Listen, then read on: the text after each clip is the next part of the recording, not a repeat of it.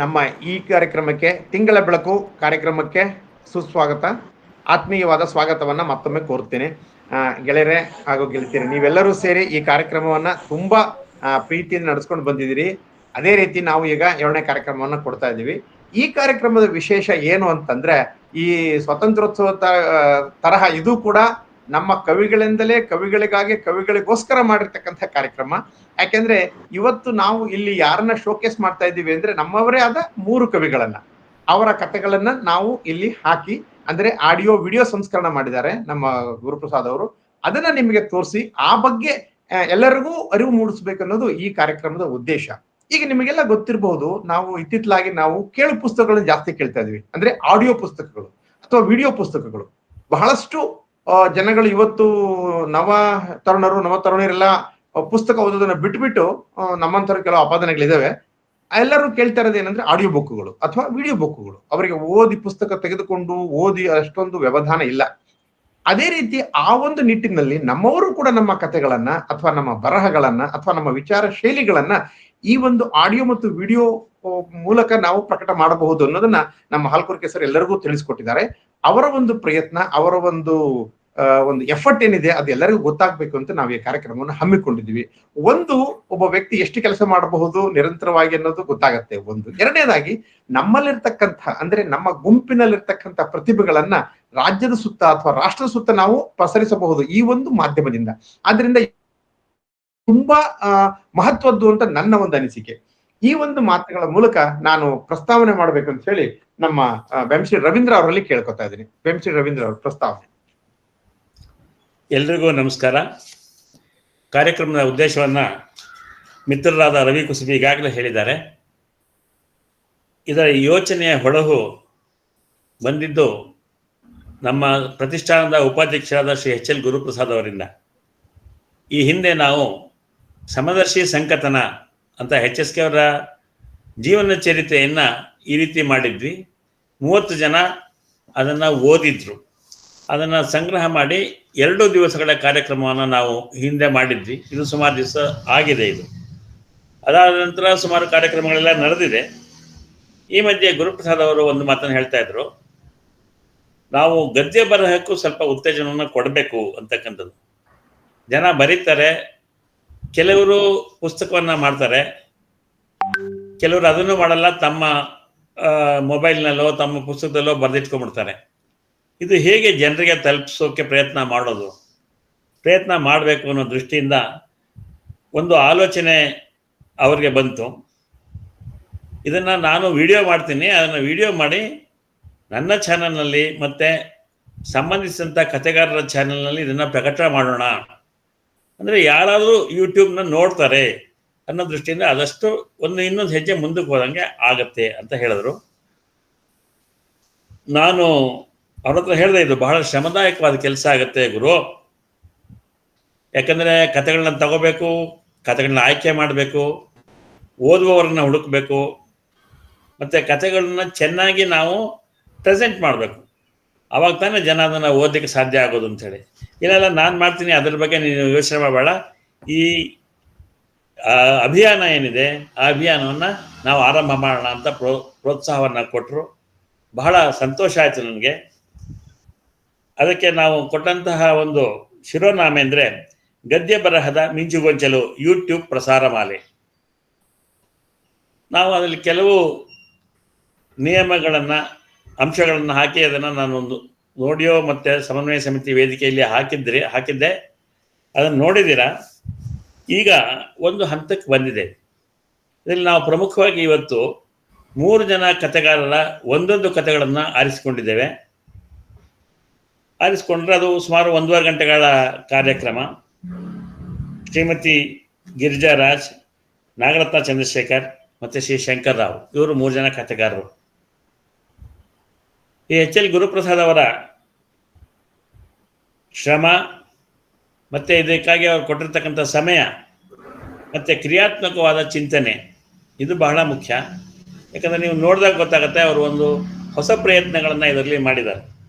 ಯಾವಾಗಲೂ ಚೇತೋಹಾರಿ ಅಂತ ಹೊಸ ಪ್ರಯತ್ನಗಳನ್ನ ಮಾಡ್ತಕ್ಕಂಥ ಕೆಲಸದಲ್ಲಿ ಗುರುಪ್ರಸಾದ್ ತೊಡಗಿಕೊಂಡು ಇಡೀ ವೇದಿಕೆಗೆ ಒಂದು ರೀತಿ ಪ್ರೋತ್ಸಾಹವನ್ನು ಕೊಡ್ತಕ್ಕಂಥ ಶಕ್ತಿರೂಪಿ ಆಗಿದ್ದಾರೆ ಅಂತಂದರೆ ಏನೂ ಅನುಮಾನ ಇಲ್ಲ. ಗಿರಿಜಾರಾಜ್ ಅವರ 35 ಕಥೆಗಳು 3 ಸಂಕಲನದಿಂದ ಆರಿಸಿದ್ದು, ನಾಗರತ್ನ ಚಂದ್ರಶೇಖರ್ ಅವರ 22 ಕಥೆಗಳು, ಶಂಕರರಾವ್ ಅವರ 7 ಕಥೆಗಳು, ಇದೆಲ್ಲ ಈಗಾಗಲೇ ಯೂಟ್ಯೂಬ್ ರೂಪದಲ್ಲಿ ಬಂದಿದೆ. ನಾವು ಕಾರ್ಯಕ್ರಮದಲ್ಲಿ ಇವತ್ತು ಪ್ರಸಾರ ಮಾಡೋಕ್ಕೆ ಸಾಧ್ಯವಾಗೋದು ಸಮಯದ ಮಿತಿ ಇರೋದ್ರಿಂದ ಒಂದೊಂದು ಕಥೆಗಳು ಮಾತ್ರ. ಹಾಗಾದರೆ ಮಿಕ್ಕ ಕಥೆಗಳೆಲ್ಲ ಏನಾಗುತ್ತೆ? ಇದನ್ನೆಲ್ಲ ನಾವು ಸಮನ್ವಯ ಸಮಿತಿಯ ವೇದಿಕೆಯಲ್ಲಿ ಗುರುಪ್ರಸಾದ್ ಅವರು ಒಂದೊಂದಾಗಿ ಹಾಕಕ್ಕೆ ಶುರು ಮಾಡ್ತಾರೆ. ಮತ್ತು ಸಮನ್ವಯ ಸಮಿತಿಯ ಜಾಲತಾಣದಲ್ಲಿ ಇರುತ್ತೆ. ಆಮೇಲೆ ಇದಕ್ಕೆ ಸಂಬಂಧಿಸಿದಂಥ ಲೇಖಕರ ಯೂಟ್ಯೂಬ್ ಅವರ ಸ್ವಂತ ಚಾನಲ್ನಲ್ಲಿ ಇರುತ್ತೆ, ಮತ್ತು ಗುರುಪ್ರಸಾದ್ ಅವರ ಚಾನಲ್ನಲ್ಲಿ ಇರುತ್ತೆ. ಅದನ್ನು ನಾವು ನೋಡಬೇಕು, ಅದನ್ನು ಏನಿದೆ ಅಂತ ತಿಳ್ಕೊಬೇಕು. ಅದರಿಂದ ನಮಗೆ ಸ್ಫೂರ್ತಿ ಬರಬೇಕು. ಸ್ಫೂರ್ತಿ ಬಂದರೆ ಮತ್ತೆ ನಾವು ಗುರುಪ್ರಸಾದ್ ಹತ್ರಕ್ಕೆ ಹೋಗಬೇಕು. ಗುರುಪ್ರಸಾದ್ ಅವರೇ, ದಯವಿಟ್ಟು ನಮ್ಮ ಈ ಕಥೆಯನ್ನು ಕೂಡ ಯೂಟ್ಯೂಬ್ ಮಾಡಿಕೊಡಿ, ಯೂಟ್ಯೂಬ್ ಪ್ರಸಾರ ಮನೆಯಲ್ಲಿ ಬರಲಿ, ಎದೆ ಬದ ಮಿಂಚುಗೋಚರಾಗಲಿ ಅಂಥೇಳಿ ಅದಕ್ಕೆ ಗುರುಪ್ರಸಾದ್ ಸಿದ್ಧವಾಗಿದ್ದಾರೆ. ಇವತ್ತಿನ ಕಾರ್ಯಕ್ರಮದ ಮತ್ತೊಂದು ಉದ್ದೇಶ, ಎರಡನೇ ಉದ್ದೇಶ ಅಂದರೆ, ಈ ರೀತಿಯ ಒಂದು ದಾರಿಗೆ, ಅಂದರೆ ಯೂಟ್ಯೂಬ್ ಮಾಡ್ತಕ್ಕಂಥ ದಾರಿಗೆ ನಮ್ಮಲ್ಲಿ ಬಹಳ ಜನಕ್ಕೆ ಯೂಟ್ಯೂಬ್ ಮಾಡಬೇಕು ಅಂತಕ್ಕಂಥ ಅದೇನೋ ನಮ್ಗೆ ಹೊಳೆಯಲ್ಲ, ಅರಿವಿಲ್ಲ.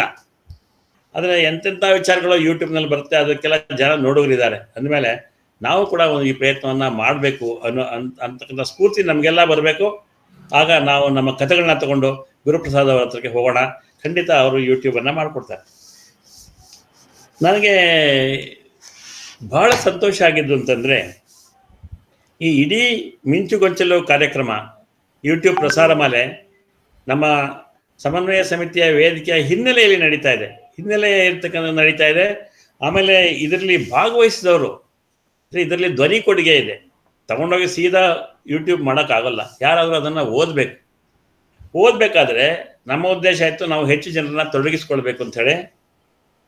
ಬಹಳ ಸಂತೋಷ, ಖುಷಿ ಮತ್ತು ಅಭಿನಂದನೆ ನಾನು ಎಲ್ರಿಗೂ ಸಲ್ಲಿಸ್ತೀನಿ. ಇಲ್ಲಿಯವರೆಗೆ ನಾನು ಪಟ್ಟಿ ಹಾಕಿರೋ ಪ್ರಕಾರ 33 ಜನ ತಮ್ಮ ಧ್ವನಿ ಕೊಡುಗೆಯನ್ನು, ಧ್ವನಿದಾನವನ್ನು ಈ ಯೂಟ್ಯೂಬ್ ಪ್ರಸಾರ ಮಾಲೆಗೆ ಮಾಡಿದ್ದಾರೆ. ಪಟ್ಟಿ ಸ್ವಲ್ಪ ದೊಡ್ಡದಾಗುತ್ತೆ, ಆದರೆ ದಾಖಲೆಗೋಸ್ಕರ ನಾನು ಅವರ ಹೆಸರುಗಳನ್ನು ಹೇಳೋದಕ್ಕೆ ಇಷ್ಟಪಡ್ತೀನಿ. Guruprasad Halkurke, Renuka Desai, CR Kamalakshi, doctor Lakshmi Srinivasan, Sujatha Dopadmath, Shivakumar Swamy, Hoova Sriprakash, Girijaraj, S Dheerendra, Madhuri Krishna, Malathi Srinivasan, GV Nirmala, Vijayakumar Bharthur, Lakshmi Vittal, Kolenahalli Ramesh, Vittal Ijeri, Manjunath S, KK Manasa, Gururaja Shastri, Padma Dheerendra, Vijayakumari Srinivasan, Gowri Bhat, Sheela Bhandarkar, Sneha Shashidhar, Shankarrao, Sujatha Ravish, Raghuram NV, KR Venkatesh, MS Narasimhamurthy, Sheela Arakalagudu, Shantha Nagamangala, Krishnakumar Mandyam, doctor Jyothi Shashikumar. ಇವರು 33 ಜನರನ್ನ ನಾವು ಈ ಕಾರ್ಯಕ್ರಮಕ್ಕೆ ಒಳಗೊಳ್ಳಕ್ಕೆ ಸಾಧ್ಯ ಆಯಿತು. 3 ಜನ ಲೇಖಕರು, 33 ಜನ ಓದುಗರು ಮತ್ತು ಗುರುಪ್ರಸಾದ್ ಅವರು ಇದೆಲ್ಲ ಸೇರಿ ಇಲ್ಲಿ ತಂದಿಟ್ಟಿದ್ದಾರೆ. ಇದು ಬಹಳ ಮಹತ್ತರವಾದ್ದು. ಈ ರೀತಿ ಇನ್ನೂ ಹೆಚ್ಚು ಜನ ಭಾಗವಹಿಸಬೇಕು ಅಂತ ಹೇಳಿ ನಾನು ಬಯಸ್ತೇನೆ. ನಮ್ಮ ಗುಂಪಿನಲ್ಲಿ ಈಗಾಗಲೇ 200 ದಾಟಿದೆ. ಈ 34 ಅಂದರೆ ಕಾಲು ಭಾಗ ಆಯಿತು. ಬಹುಶಃ ಇನ್ನೂ ಹೆಚ್ಚು ಜನರು ಇದರಲ್ಲಿ ಭಾಗವಹಿಸುವಂತಾಗಲಿ ಅಂತಕ್ಕಂಥ ಆಶಯ ವೇದಿಕೆ ಇದು. ತಾಂತ್ರಿಕ ತಂಡಕ್ಕೆ ವಿಶೇಷವಾಗಿ ರೇಣುಕಾ ದೇಸಾಯಿ, ರವಿ ಕುಸುಬಿ, ಶ್ರೀರಂಗರಾಜನ್ ಮತ್ತು ಗುರುರಾಜ್ ಶಾಸ್ತ್ರಿ ಇವರಿಗೆ ನನ್ನ ವಂದನೆ ಮತ್ತು ಅಭಿವಂದನೆ. ಯಾಕೆಂದರೆ ಇದಕ್ಕಾಗಿ ಸಾಕಷ್ಟು ಅವರು ತಮ್ಮ ತರ್ಕವನ್ನು, ತಾಂತ್ರಿಕ ಜ್ಞಾನವನ್ನು ಬಳಸ್ಕೊಂಡು ಪ್ರಯೋಗ ಮಾಡ್ತಾ ಇದ್ದಾರೆ. ಒಂದು ಹೊಸ ಪ್ರಯೋಗ ಇದು ವೇದಿಕೆಯಲ್ಲಿ ಇವತ್ತು ಆಗ್ತಾ ಇದೆ, ಹೊಸದು. ಇದಕ್ಕೆ ಒಂದು ರೆಡಿ ಮಾಡಿಕೊಟ್ಟ ಮೇಲೆ ಅದನ್ನು ಯಾವ ರೀತಿ ನಮಗೆ ಬಡಿಸ್ಬೇಕು ಅಡುಗೆಯನ್ನು ಅಂತಕ್ಕಂಥದ್ದನ್ನು ಯೋಚನೆ ಮಾಡಿ ಸಿದ್ಧತೆ ಮಾಡಿಕೊಂಡಿದ್ದಾರೆ. ಅವರ ಈ ಒಂದು ಪ್ರಯತ್ನಕ್ಕೆ ಯಶ ಸಿಗಲಿ ಅಂಥೇಳಿ ನಾನು ನಿಮ್ಮೆಲ್ಲರ ಪರವಾಗಿ ಹಾರೈಸ್ತೀನಿ. ಮತ್ತು ಇವರು 4 ಜನರಿಗೆ ನನ್ನ ಅಭಿನಂದನೆಗಳು. ಇವತ್ತು 26ನೇ ತಾರೀಕು, ಇವತ್ತಿಗೆ 2 ದಿವಸ ನಮ್ಮ ವೇದಿಕೆಗೆ ಒಂದು ರೀತಿ ಸ್ಫೂರ್ತಿ ಶಕ್ತಿಯಾಗಿರ್ತಕ್ಕಂಥ ಡಾಕ್ಟರ್ HS ಕೃಷ್ಣಸ್ವಾಮಿ ಅಯ್ಯಂಗಾರ್ ಅವರ 105ನೆಯ ಜನ್ಮದಿನ. 26/8/1920 ಅವರು ಹುಟ್ಟಿದರು. ಸಮನ್ವಯ ಸಮಿತಿಯ ಜೊತೆ ಸುಮಾರು 28 ವರ್ಷಗಳ ಕಾಲ 1980ರಿಂದ 2008ರವರೆಗೆ ಅವರು ನಮ್ಮ ಸಹಯೋಗಿಯಾಗಿದ್ದರು. ನಮ್ಮ ಜೊತೆಯಲ್ಲೇ ಹೆಜ್ಜೆ ಹಾಕಿದ್ರು. ಅದು ನಮ್ಮ ಒಂದು ಸುಕೃತ ಅಂತ ಹೇಳಿ ನಾನು ಭಾವಿಸ್ತೇನೆ. ಈ ಒಂದು ನಮ್ಮ ಎಲ್ಲ ಚಟುವಟಿಕೆಗಳಿಗೆ ಅವರು ಸ್ಫೂರ್ತಿಯಾಗಿದ್ದಾರೆ. ನಮ್ಮ ವೇದಿಕೆಗೆ ಬಹಳಷ್ಟು ಜನ ಹೊಸಬ್ರು ಸೇರ್ಕೊಂಡಿದ್ದಾರೆ. ಇವರಿಗೆ HSK ಅವ್ರ ಬಗ್ಗೆ ಗೊತ್ತಿಲ್ಲ. HSK ಯಾರು ಅಂತ ಕೇಳತಕ್ಕಂಥ ಪರಿಸ್ಥಿತಿ ಇಲ್ಲದೇ ಇದ್ರೂ ವಿವರವಾಗಿ ಗೊತ್ತಿಲ್ಲ.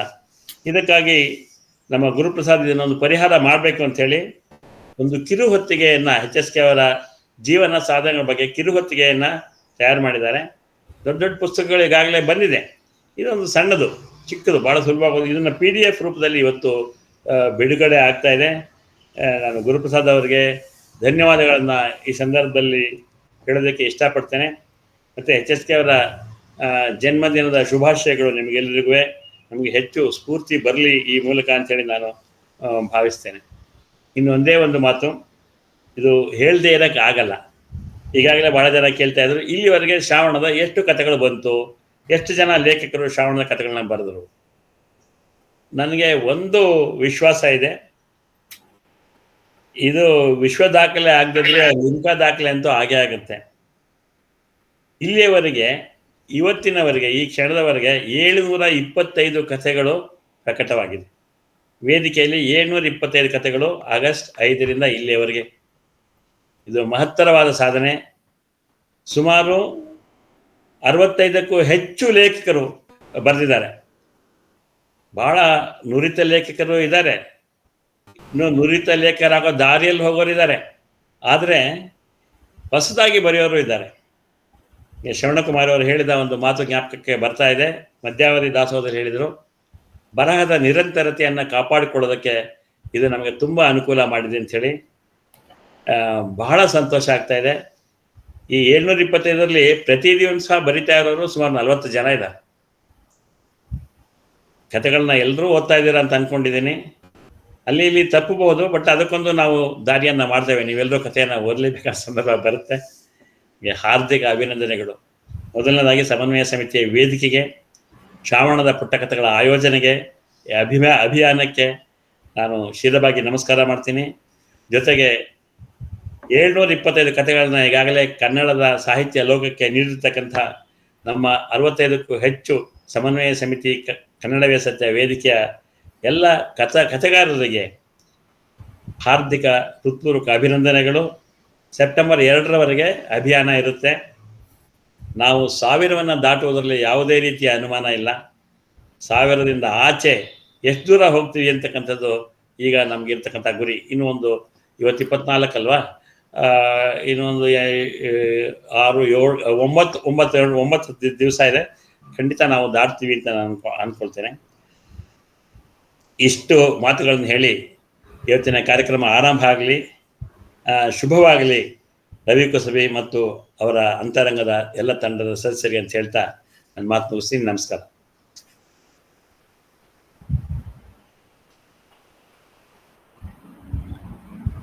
ರವಿ ಸರ್, ಮೈಕ್ ಆನ್ ಮಾಡಿ. ಧನ್ಯವಾದಗಳು ಸರ್. ನಮ್ಮ ವೇದಿಕೆಯ ಒಂದು ವಿಶೇಷ ಅಂದ್ರೆ ನಮ್ಮ ಸದಸ್ಯರಿಗೆ ಬರೀ ವಯಸ್ಸಾಗಿರ್ಬಹುದು, ಆದ್ರೆ ಉತ್ಸಾಹ ಯಾವತ್ತೂ ಕಡಿಮೆ ಆಗಿಲ್ಲ. ಯಾವುದೇ ಒಂದು ಕಾರ್ಯ ಕೊಟ್ಟರು ಅದನ್ನ ವಿಜೃಂಭಣೆಯಿಂದ ವಿಜೃಂಭಿಸಿ ಅದರ ಏನು ಟಾಪ್ ಮೋಸ್ಟ್ 6 ಏನಿರುತ್ತೋ ಅದನ್ನೇ ಹಿಡಿತಾರೆ. ಆದ್ರೆ ಇವತ್ತು 4 ಹೊಡೆದು ಸಂತೋಷ ಪಡಲ್ಲ, 6 ಹೊಡೆದು ಸಂತೋಷ ಪಡ್ಬೇಕು ಅನ್ನೋದ ಒಂದು ಮನೋಭಾವ ಎಲ್ಲ ವೇದಿಕೆಯ ಸದಸ್ಯರಿರುವುದು ಮತ್ತು ಅಂತ ವೇದಿಕೆ ನಾವಿರುವುದು ನಾನು ಒಂದು ರೀತಿಯ ಒಂದು ಸಂತೋಷ ಮತ್ತು ಅದೃಷ್ಟ ಅಂದ್ಕೋತೀನಿ.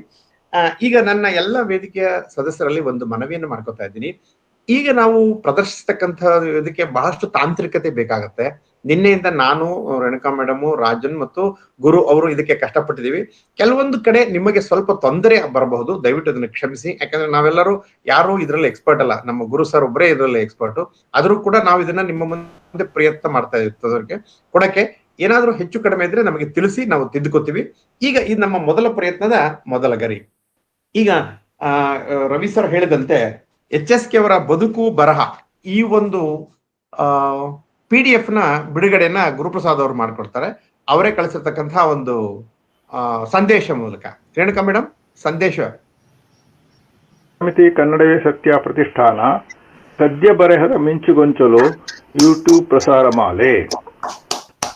ಸಮನ್ವಯ ಸಮಿತಿ ಕನ್ನಡವೇ ಸತ್ಯ ವೇದಿಕೆಯಲ್ಲಿ ಬಹಳ ಕಾಲದಿಂದ ಕವಿಮನ ಎಂಬ ಶೀರ್ಷಿಕೆಯಡಿಯಲ್ಲಿ ವೇದಿಕೆಯ ಸದಸ್ಯರು ತಮ್ಮ ಹೆಸರನ್ನು ತಿಳಿಸದೆ ಕವನಗಳನ್ನು ಪ್ರಕಟಿಸಿ ಸದಸ್ಯರಿಂದ ವಿಮರ್ಶೆಗಳನ್ನು ಆಹ್ವಾನಿಸುವ ಅಭಿಯಾನ ನಡೆದು ಬರ್ತಿದೆ.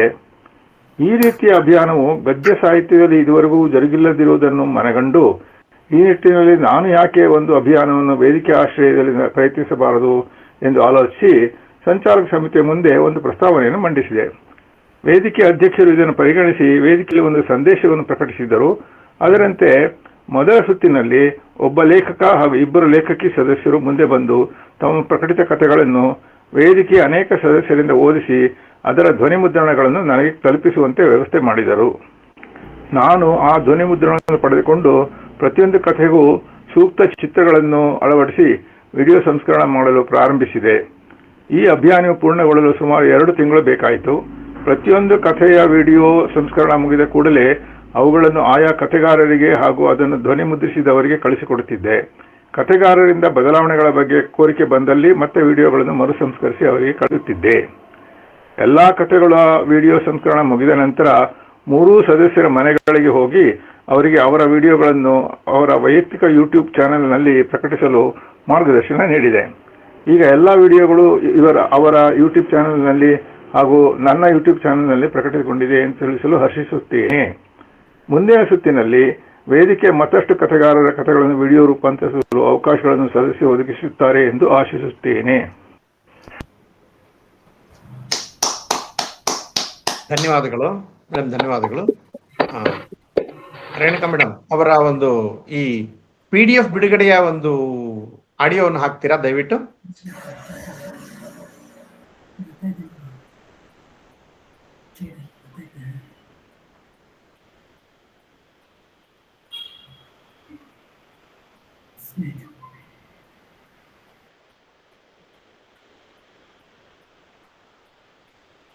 ರೇಣುಕಾ ಮ್ಯಾಮ್ ಕೇಳ್ತಾ ಇದೆಯಾ?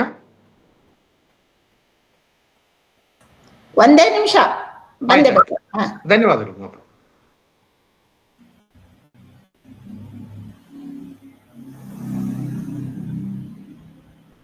ಈ ಒಂದು ಕಾರ್ಯದಲ್ಲಿ ಸಮಯದ ಅಭಾವ ತುಂಬಾ ಇತ್ತು. ಯಾಕೆಂದ್ರೆ ನಾವು ಎಷ್ಟೇ ಕಥೆಗಳನ್ನ ಆರಿಸಿದ್ರು ಆ ಕಥೆಗಳ ಒಂದು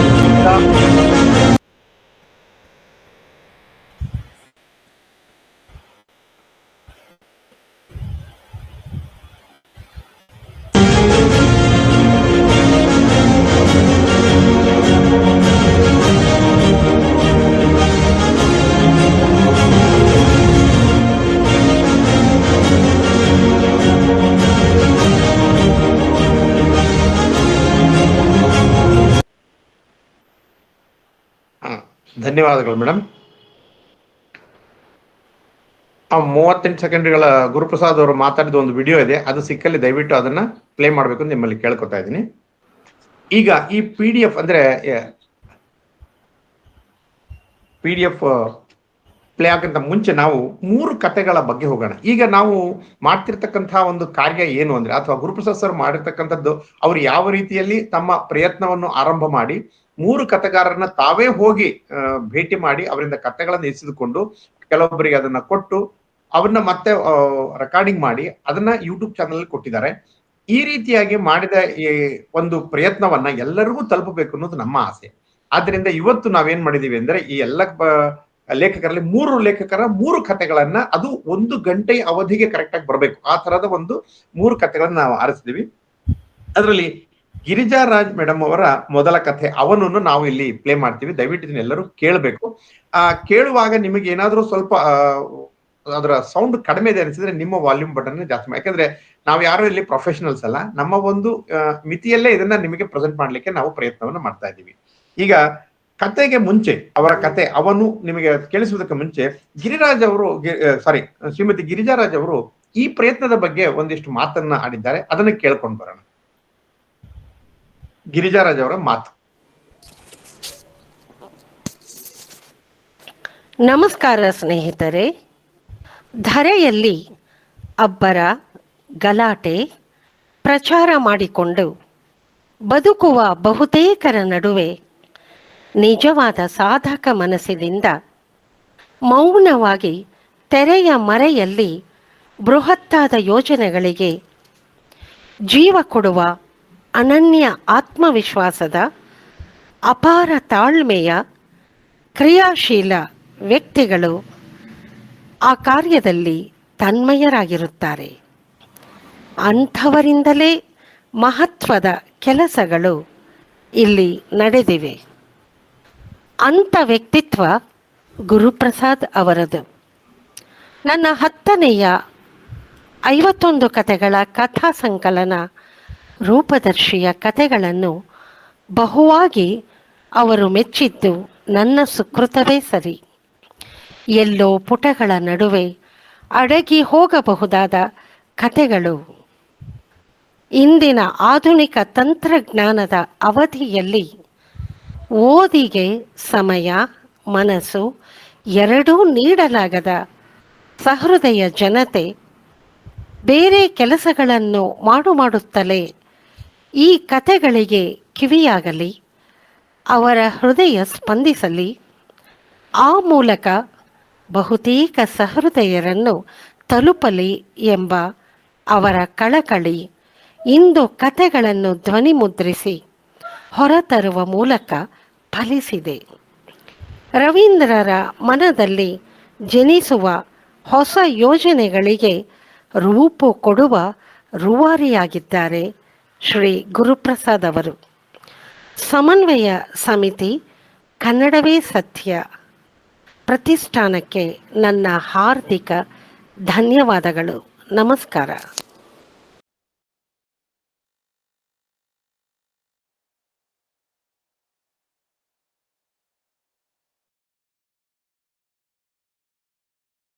ರವಿ, ಮೈಕ್.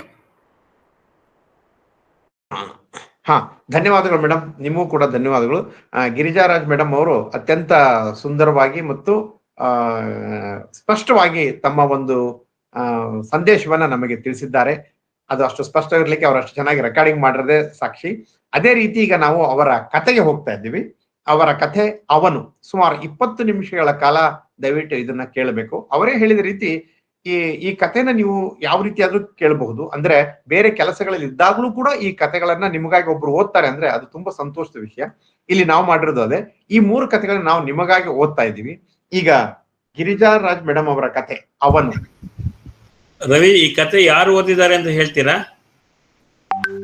ಕಥೆನ 3 ಜನ ಓದಿದ್ದಾರೆ ಸರ್. ಅಲ್ಲೇ ಇದೆ, ಹೇಳ್ತಾರೆ ಅದನ್ನ. ಗುರುಪ್ರಸಾದ್ ಸರ್ ಅಲ್ಲೇ ಹೇಳ್ತಾರೆ. ಕಥೆಗಿಂತ ಓದಕ್ಕಿಂತ ಮುಂಚೆ ಹೇಳ್ತಾರೆ ಅಲ್ಲಿ. ಆಯ್ತು, ರಿಪೀಟ್ ಆಗುತ್ತೆ ಅಂತ. ರೇಣುಕಾ ಮೇಡಮ್, ಗಿರಿಜಾರಾಜ್ ಮೇಡಮ್ ಅವರ ಕಥೆ. ಗದ್ಯ ಬರೆಹದ ಮಿಂಚುಗೊಂಚಲು, ಯೂಟ್ಯೂಬ್ ಪ್ರಸಾರ ಮಾಲೆ, ಲೇಖನ ವಾಚನ ಅಭಿಯಾನ, ಕಥಾ ಸಂಕಲನ ರೂಪದರ್ಶಿ, ಲೇಖಕಿ ಶ್ರೀಮತಿ ಗಿರಿಜಾರಾಜ್ ಎಲ್. ಕಥೆ ಅವನು. ಧ್ವನಿ ಪ್ರಸ್ತುತಿ ಶ್ರೀಮತಿ ನಳಿನಿ ಮತ್ತು ಶ್ರೀ ವಿಜಯಕುಮಾರ್ ಭಾರ. ವಿಡಿಯೋ ಸಂಕಲನ ಗುರುಪ್ರಸಾದ್ ಹಾಲ್ಕುರಿಕೆ. ಶ್ರೀಮತಿ ಗಿರಿಜಾರಾಜ್ ಅವರ ರೂಪದರ್ಶಿ ಕಥಾ ಸಂಕಲನದಲ್ಲಿನ ಅವನು ಕಥೆಯನ್ನು ಕುರಿತು ಡಾಕ್ಟರ್ ಗೀತಾ ಶೆಣೈ, ಖ್ಯಾತ ಸಾಹಿತಿ ವಿಮರ್ಶಕಿ ಅವರ ಅನಿಸಿಕೆಗಳು. ಅವನು ಕಥೆ ಇಳಿ ವಯಸ್ಸಿನ ಮಹಿಳೆಯೊಬ್ಬಳು ಒಂಟಿಯಾಗಿ ಪ್ರಯಾಣದಲ್ಲಿರುವಾಗ ಅವಳ ಮನಸ್ಥಿತಿ, ವಾಸ್ತವ ಮತ್ತು ಕಲ್ಪನೆಯ ನಡುವೆ ಓಲಾಡುವುದನ್ನು ವಿವರಿಸುತ್ತದೆ. ಇದೇ ರೀತಿಯ ಹರೆಯದ ಕನಸುಗಳ ಚಿತ್ರಣವಿದ್ದರೆ ಈ ಕಥೆಯಲ್ಲಿ ಯೌವನದ ಅನುಭವವನ್ನು ನೆನೆಸಿಕೊಳ್ಳುವ ಇಳಿವಯಸ್ಸಿನ ಮೆಲುಕು ಇದೆ. ಇಲ್ಲಿ ಕೂಡ ಏಕದಾರಿಯ ಪ್ರೀತಿಯ ಅಸಫಲತೆಯನ್ನು ಎತ್ತಿ ತೋರಿಸುತ್ತಾರೆ ಲೇಖಕಿ. ಬಹಳ ವರ್ಷಗಳ ಹಿಂದೆ ತನ್ನ ಸಹೋದ್ಯೋಗಿಯಾಗಿದ್ದ ಪರಶುರಾಮನಲ್ಲಿ ತನಗೆ ತಿಳಿದೋ ತಿಳಿಯದೆಯೋ ಪ್ರೀತಿಯ ಭಾವನೆಯನ್ನು ಹೊಂದಿದ್ದ ಅಮಲ ವಯಸ್ಸಾದ ಬಳಿಕ ಆ ಭಾವನೆಗೆ ಮೂರ್ತ ರೂಪವನ್ನು ನೀಡಿ ತಾನು ಪ್ರಯಾಣಿಸುವ ರೈಲು ಬೋಗಿಯಲ್ಲಿ ಅವನು ಸಹ ಪ್ರಯಾಣಿಕನಾಗಿರುವಂತೆ, ತನ್ನ ಹಾಗೆ ಅವನು ಕೂಡ ಅದೇ ಪ್ರೀತಿಯ ಭಾವನೆಯನ್ನು ಹೊಂದಿರುವಂತೆ ಕಲ್ಪಿಸಿಕೊಳ್ಳುತ್ತಾಳೆ. ಅಂದು ವಿವಾಹಿತೆಯಾಗಿದ್ದ ಅಮಲಳಿಗೆ ತಾನು ಪರಪುರುಷನಲ್ಲಿ ಪ್ರೀತಿಯನ್ನು ವ್ಯಕ್ತಪಡಿಸುವುದು ಸಮಾಜದ ನೈತಿಕ ಚೌಕಟ್ಟಿನೊಳಗೆ ಅಪರಾಧವೆಂಬ ಭಾವನೆ ಇರುತ್ತದೆ. ಆದುದರಿಂದ ಅವಳ ಪ್ರೀತಿಯ ಭಾವನೆ ಅವಳಲ್ಲಿಯೇ ಸುಪ್ತವಾಗಿ ಅಡಗಿಕೊಂಡಿದ್ದು ಈಗ ಅದು ಹೊರಗೆ ಕಾಣಿಸಿಕೊಳ್ಳುತ್ತದೆ ಅಥವಾ ಜೀವಂತವಾಗಿ ಉಳಿದು ಬಂದಿರುವ ಸೂಚನೆಯನ್ನು ಅದು ನೀಡುತ್ತದೆ. ಇಲ್ಲಿ ಯಾವುದು ತಪ್ಪು ಯಾವುದು ಸರಿ ಎನ್ನುವ ವಿಮರ್ಶೆಗಿಂತ ಹೆಣ್ಣು ತನ್ನ ಭಾವನೆಯನ್ನು ವ್ಯಕ್ತಪಡಿಸಲು ಎಷ್ಟು ಅಸಹಾಯಕಳಾಗಿ ಇರುತ್ತಾಳೆ ಎನ್ನುವುದನ್ನು ತಿಳಿಸುವುದು ಲೇಖಕ್ಕೆ ಮುಖ್ಯವಾಗಿದೆ. ಅವಳ ಪ್ರೀತಿ ಯಾವುದೇ ವಯಸ್ಸಿನಲ್ಲಿ ಯಾವುದೇ ಹಂತದಲ್ಲಿ ಜಾಗೃತವಾಗಬಹುದು. ಆದರೆ ಅದು ಸಾಫಲ್ಯ ಪಡೆಯಲು ನೂರಾರು ಅಡ್ಡಿ ಆತಂಕಗಳು ಇರುತ್ತವೆ. ಸುನೀಲ ಅನೂಪನನ್ನು ಪ್ರೀತಿಸುವುದು ಮತ್ತು ಅಮಲ ಪರಶುರಾಮನಲ್ಲಿ ಅನುರಕ್ತಿ ಹೊಂದಿರುವುದು ಪ್ರಕೃತಿ ಸಹಜವೆನಿಸಿದರೂ ನಾಗರಿಕ ಸಮಾಜದಲ್ಲಿ ಅದಕ್ಕೆ ಅವಕಾಶವಿರದಿದ್ದರಿಂದ ಇವೆರಡೂ ಅಸಫಲ ಘಟನೆ ಮಾತ್ರವಾಗಿ ನೆನಪಾಗಿ ಉಳಿದು ಬಿಡುತ್ತದೆ. ಈ ಕಥೆಯಲ್ಲಿ ಲೇಖಕಿ ಗಿರಿಜಾ ಕುತೂಹಲಕಾರಿ ಅಂತ್ಯವನ್ನು ನೀಡಿದ್ದಾರೆ. ಅದಕ್ಕೆ ಬೇಕಾದ ಸನ್ನಿವೇಶವನ್ನೂ ಸೃಷ್ಟಿಸಿದ್ದಾರೆ. ಪ್ರೀತಿಗೆ ಇರುವ ವ್ಯಾಖ್ಯಾನಗಳು ನೂರಾರು. ಇವುಗಳಲ್ಲಿ ಕೆಲವನ್ನು ಆಯ್ದು ಕಥೆಗೆ ಹೆಣೆಯುವ ಪ್ರಯತ್ನವನ್ನು ಅವರು ಇಲ್ಲಿ ನಡೆಸಿದ್ದಾರೆ ಮತ್ತು ಅವರ ಈ ಪ್ರಯತ್ನ ಯಶಸ್ವಿಯಾಗಿದೆ.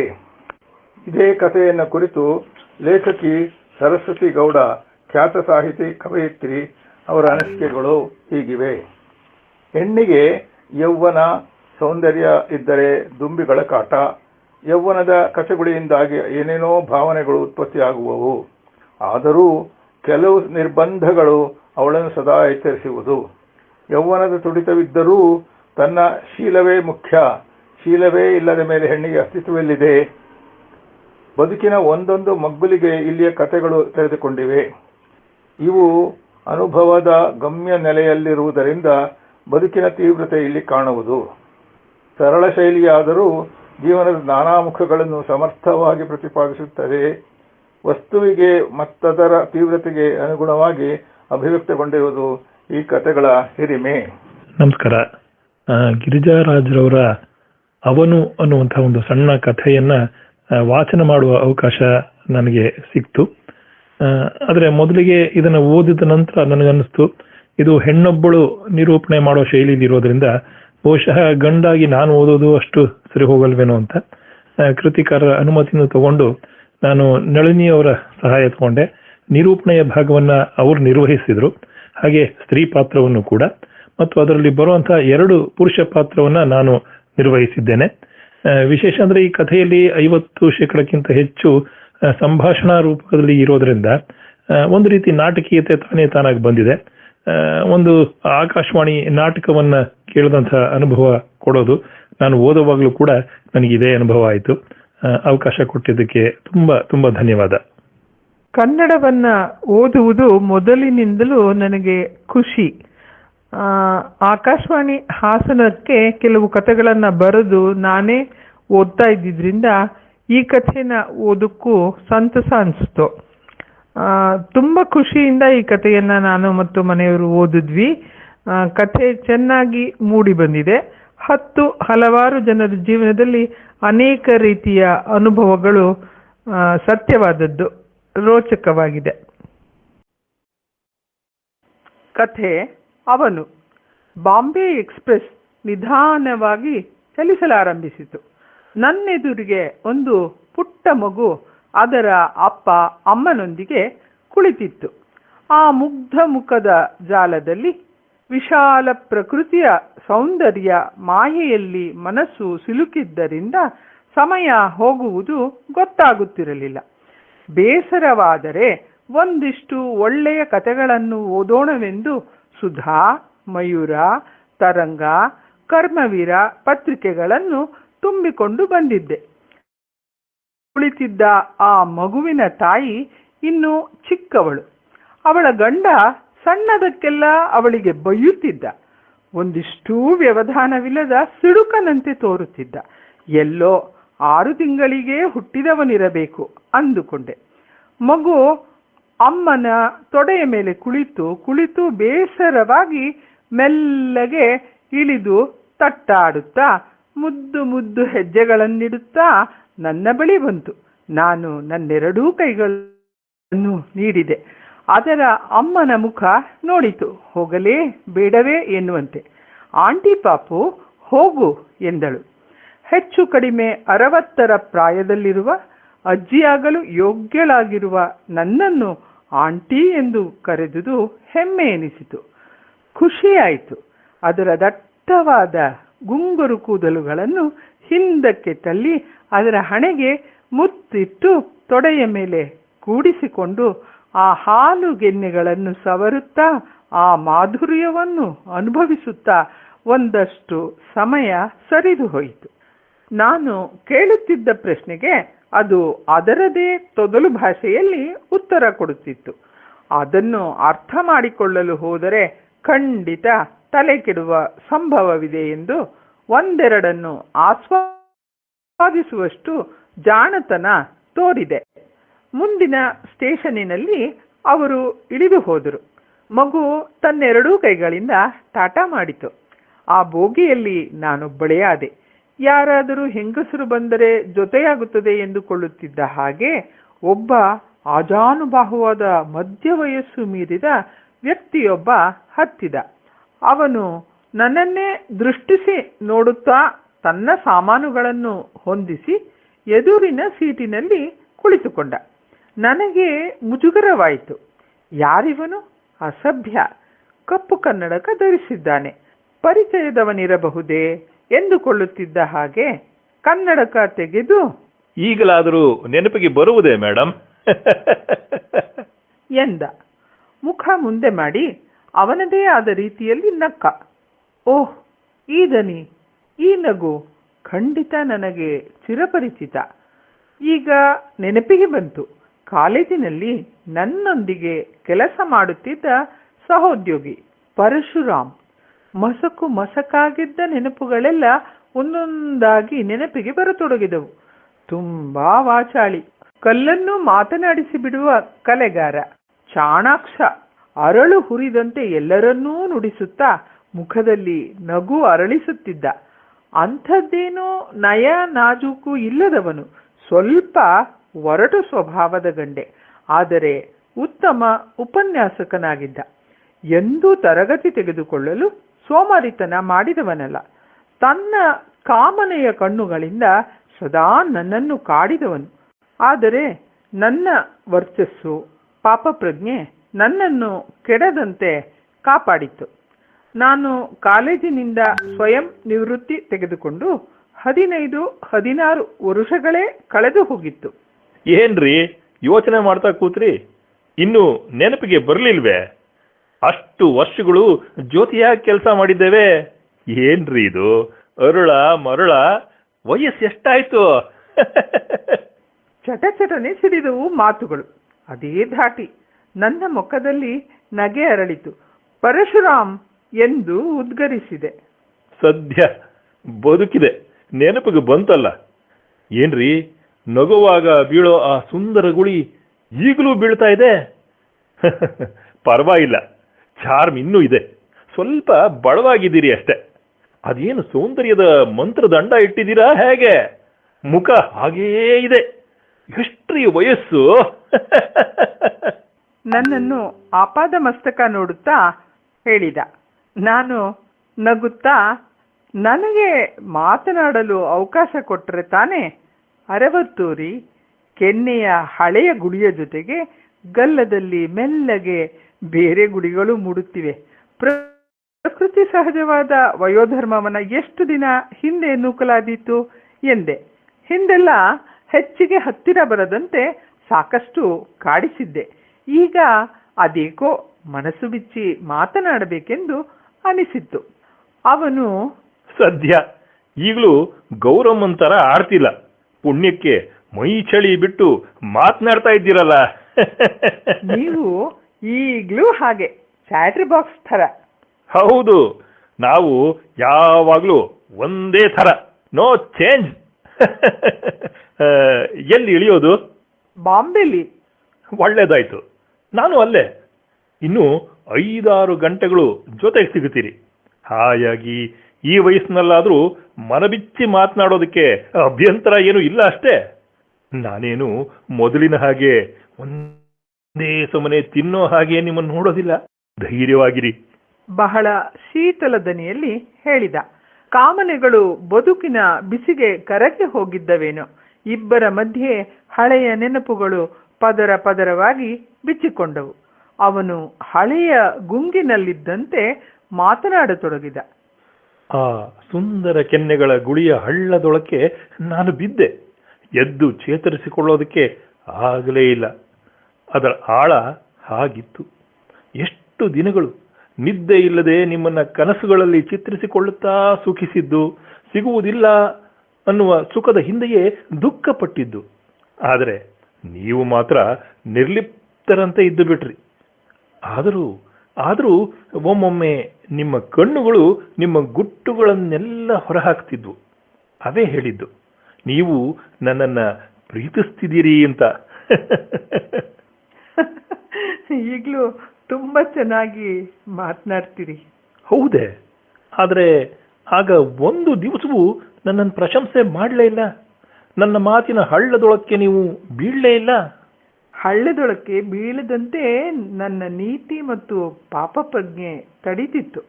ಕಾಮನೆಗಳನ್ನೆಲ್ಲ ಮೆಟ್ಟಿ ನಿಲ್ಲೋ ಶಕ್ತಿಯನ್ನ ಅವು ನನಗೆ ನೀಡಿದ್ವು. ನಾನು ವಿವಾಹಿತೆಯಾಗಿದ್ದೆ.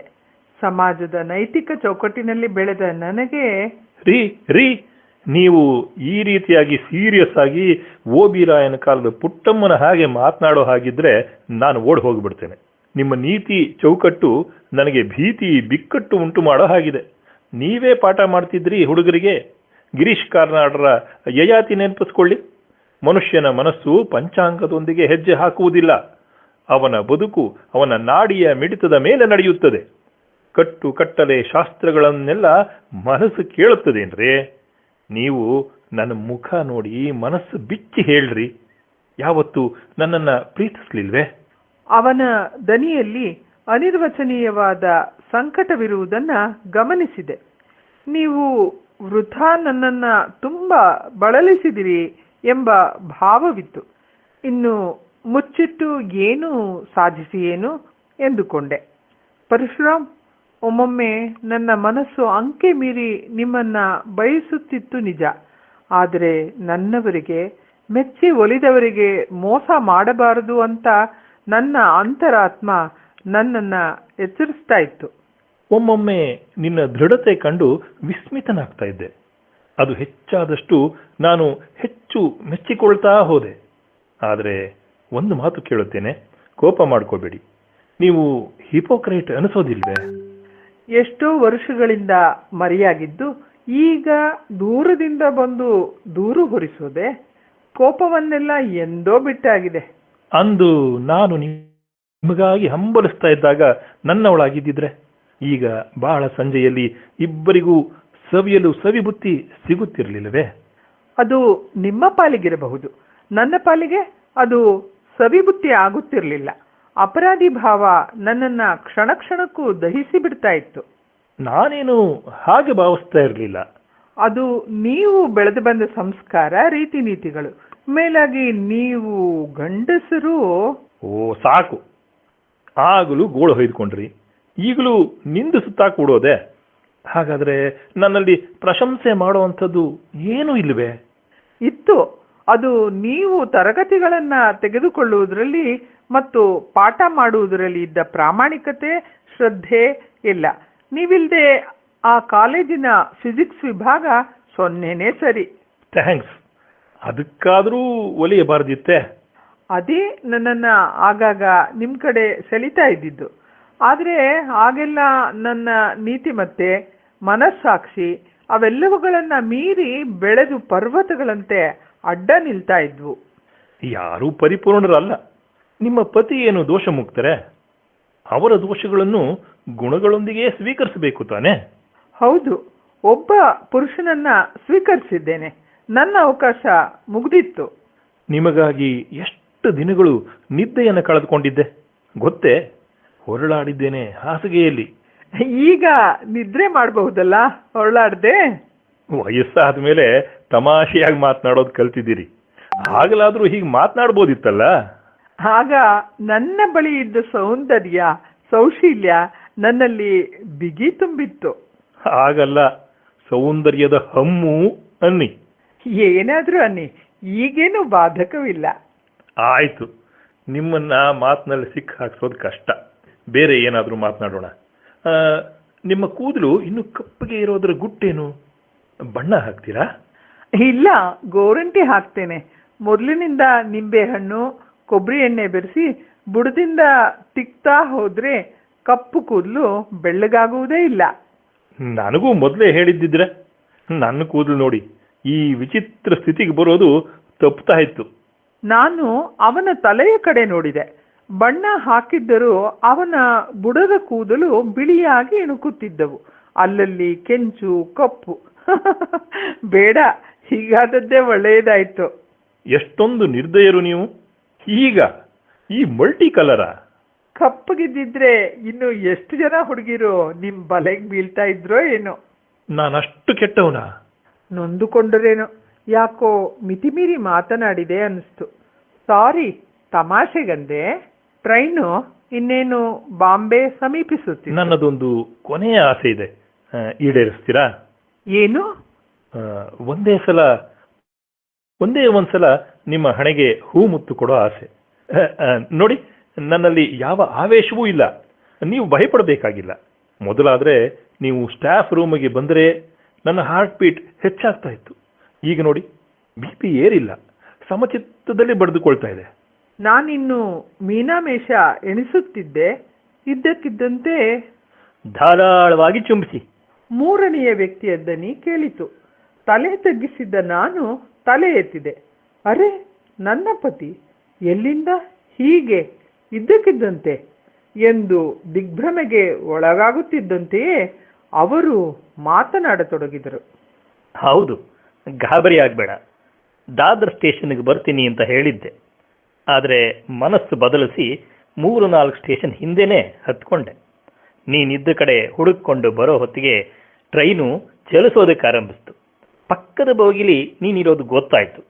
ಆದರೆ ಇನ್ನೊಬ್ಬ ವ್ಯಕ್ತಿ ಜೊತೆ ಆತ್ಮೀಯವಾಗಿ ಮಾತನಾಡ್ತಾ ಇರೋದನ್ನ ನೋಡಿ ಇಲ್ಲೇ ಪಕ್ಕದ ಬೋಗಿಲೇ ಕೇಳಿಸ್ಕೋತಾ ಕುಳಿತೆ. ಅಮಲ, ನಿನ್ನಂಥವಳನ್ನ ಹೆಂಡತಿಯಾಗಿ ಪಡೆದದ್ದಕ್ಕೆ ನಿಜವಾಗಿ ನನಗೆ ಹೆಮ್ಮೆ ಅನ್ನಿಸ್ತಾ ಇದೆ. ನನ್ನಲ್ಲಿರೋ ದೋಷವನ್ನ ಇನ್ನು ಮುಚ್ಚಿಟ್ಟುಕೊಳ್ಳಾರೆ. ನಾನು ನಿನ್ನಷ್ಟು ಮಡಿವಂತ ಅಲ್ಲ. ಮದುವೆಗೆ ಮುಂಚೆನೆ 2 ಹೆಣ್ಣುಗಳ ಜೊತೆ ಸುಗಿಸಿದ್ದೇನೆ. ಸಮಯ, ಸಂದರ್ಭಗಳ ಒತ್ತಡ, ವಯಸ್ಸು. ನನ್ನ ಪತಿ ಹೇಳುತ್ತಿದ್ದಂತೆಯೇ ಪರಶುರಾಮ್ ಎದ್ದು ನಿಂತು, ನೋಡು, ನಿನ್ನ ಗಂಡ ತಾನು ಜಾರಿದ ಕಥೆಯನ್ನ ಎಷ್ಟು ಸಲೀಸಾಗಿ ಹೇಳ್ತಾ ಇದ್ದಾನೆ. ನೀನ್ ನೋಡಿದ್ರೆ ಹಾಗಿದ್ದೆ. ನಿನ್ನ ಗಂಡನಿಗಿಂತ ನಾನೇ ವಾಸಿ. ಅಷ್ಟು ಹೊತ್ತಿಗೆ ಸರಿಯಾಗಿ ಟ್ರೈನ್ ನಿಂತಿದ್ರಿಂದ ಬಾಯ್ ಎಂದು ತಟ್ಟನೆ ಇಳಿದು ಹೊರಟು ಹೋದ. ಅಮಲ, ನನ್ನನ್ನ ಕ್ಷಮಿಸು. ನನ್ನ ಪತಿ ನನ್ನೆರಡೂ ಕೈಗಳನ್ನು ತಮ್ಮ ಕೈಗಳ ನಡುವೆ ಮೃದುವಾಗಿ ಮುಚ್ಚಿಟ್ಟುಕೊಂಡರು. ನಾನಿನ್ನು ಆದ ಶಾಕ್ನಿಂದ ಚೇತರಿಸಿಕೊಂಡಿರಲಿಲ್ಲ. ನಾನು ಹುಚ್ಚಿಯಂತೆ ಕೂಗಲಾರಂಭಿಸಿದೆ. ಇಲ್ಲ, ನೀವೆಂದು ಹಾಗೆ ಮಾಡುವವರಲ್ಲ, ಮಾಡಲಾರಿರಿ. ನಿಮ್ಮನ್ನು ನಾನು ನಂಬಿದ್ದೆ. ಟ್ರೈನು ರಭಸವಾಗಿ ಓಡಲಾರಂಭಿಸಿತು. ನನ್ನ ಮೃದು ಕಂಠದ ಕೀರಲು ಧ್ವನಿ ಅದರ ದೊಡ್ಡ ಶಬ್ದದಲ್ಲಿ ಲೀನವಾಗಿ ಹೋಯಿತು. ನನ್ನ ಗಂಡ ನನ್ನ ಕೆನ್ನೆ ತಟ್ಟಿ ಎಬ್ಬಿಸುತ್ತಿದ್ದಾನೆ. ಅಮಲ, ಏನಿದು ಹುಚ್ಚಿ ಹಾಗೆ ಬಡಬಡಿಸ್ತಾ ಇದ್ದಿ? ಹಗಲು ಹೊತ್ತಲ್ಲಿ ಮಲಗಬೇಡ ಅಂತ ಎಷ್ಟು ಸರಿ ಹೇಳಿದೆ. ಏನು ಕನ್ಸ್ಬಿತ್ತು ಚಿನ್ನ? ನನ್ನವರು ಕೆನ್ನೆ ಸವರಿದ್ರು. ನಾನು ನಿಧಾನವಾಗಿ ಕಣ್ತೆರೆದೆ. ನಾನಿನ್ನು ಅದೇ ಗುಂಗಿನಲ್ಲಿದ್ದೆ. ಅವನೆಲ್ಲಿ? ಆ ಟ್ರೈನು ಮತ್ತೆ ನೀವು ಅಲ್ಲಿದ್ದಿರಲ್ಲ? ನಾನು ನಿಧಾನವಾಗಿ ನೋವಿನಿಂದ ಪದಗಳನ್ನು ಉಚ್ಚರಿಸಿದೆ. ನೀವು ಮದುವೆಗೆ ಮುಂಚೆ 2 ಹುಡುಗಿಯರ ಜೊತೆಗೆ? ಓಹೋ, ಈಗ ಗೊತ್ತಾಯ್ತು ಬಿಡು. ಬೆಳಗ್ಗೆ ಬಂದಿದ್ದ ಆ ಸುನಿಲ್ಲು ನನ್ನ ಸೋದರತೆ ಮಗ. ನಿನ್ನ ಹೆದರಿಸೋದಕ್ಕೆ ತಮಾಷೆಯಾಗಿ ಕತೆ ಹೇಳದಿದ್ದ ಅಷ್ಟೇ. ಅದನ್ನ ನೀನು ಇಷ್ಟು ಸೀರಿಯಸ್ ಆಗಿ ತಗೊಂಡು. ನಿಜವಾಗಿಯೂ ಕನಸೆ? ಕನಸಿನಲ್ಲಿ ಅಯ್ಯೋ, ನಾನು 20 ವರ್ಷದ ಮುಂದೆ ಹೊರಟು ಹೋಗಿದ್ದೆ. ನನಗೆ 60 ವರ್ಷ ವಯಸ್ಸಾಗಿತ್ತು ಎಂದು ಎದೆ ಹಗುರಾದಂತಾಗಿ ಕಿಲಕಿಲನೆ ನಗತೊಡಗಿದೆ. ಅವರ ನಗು ನನ್ನದರ ಜೊತೆಯಲ್ಲಿ ಸೇರಿ ಹೋಯಿತು.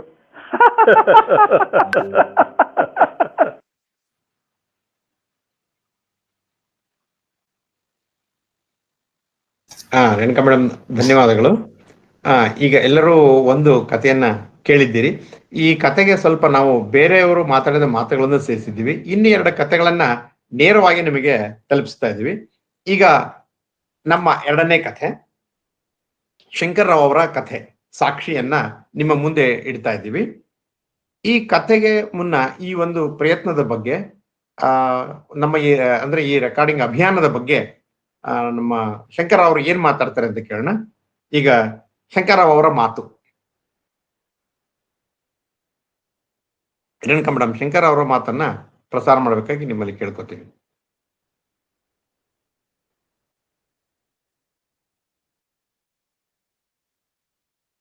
ರೂಪಾಂತರಿಸಲು ಸಹಕರಿಸಿದ ಮಿತ್ರರಾದ ಗುರುಪ್ರಸಾದ್ ಅವರ ಈ ಅಪರೂಪದ ಕಾರ್ಯಕ್ಕೆ ಎಲ್ಲರಿಗೂ ನಮಸ್ಕಾರ. ನನ್ನ ಹೆಸರು ಎನ್ ಶಂಕರರಾವ್. ಸಮನ್ವಯ ಸಮಿತಿ ಕನ್ನಡವೇ ಸತ್ಯ ಪ್ರತಿಷ್ಠಾನದ ಗದ್ಯ ಬರಹದ ಮಿಂಚುಗೊಂಚಲು ಅಭಿಯಾನದ ಮೊದಲನೇ ಸುತ್ತಿನಲ್ಲಿ ಯಶಸ್ವಿಯಾಗಿ ನನ್ನ 5 ಕಥೆಗಳನ್ನು ಆಡಿಯೋ ಬುಕ್ ರೂಪಾಂತರಿಸಲು ಸಹಕರಿಸಿದ ಮಿತ್ರರಾದ ಗುರುಪ್ರಸಾದ್ ಅವರ ಈ ಅಪರೂಪದ ಕಾರ್ಯಕ್ಕೆ ಹೃತ್ಪೂರ್ವಕ ಅಭಿನಂದನೆಗಳು.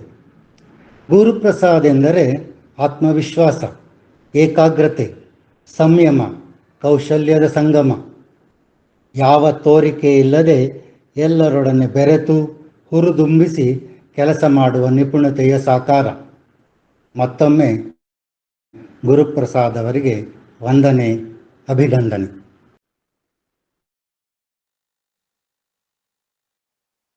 ಅವರ ಮಾತುಗಳ ನಂತರ ಅವರ ಕತೆ ಸಾಕ್ಷಿ.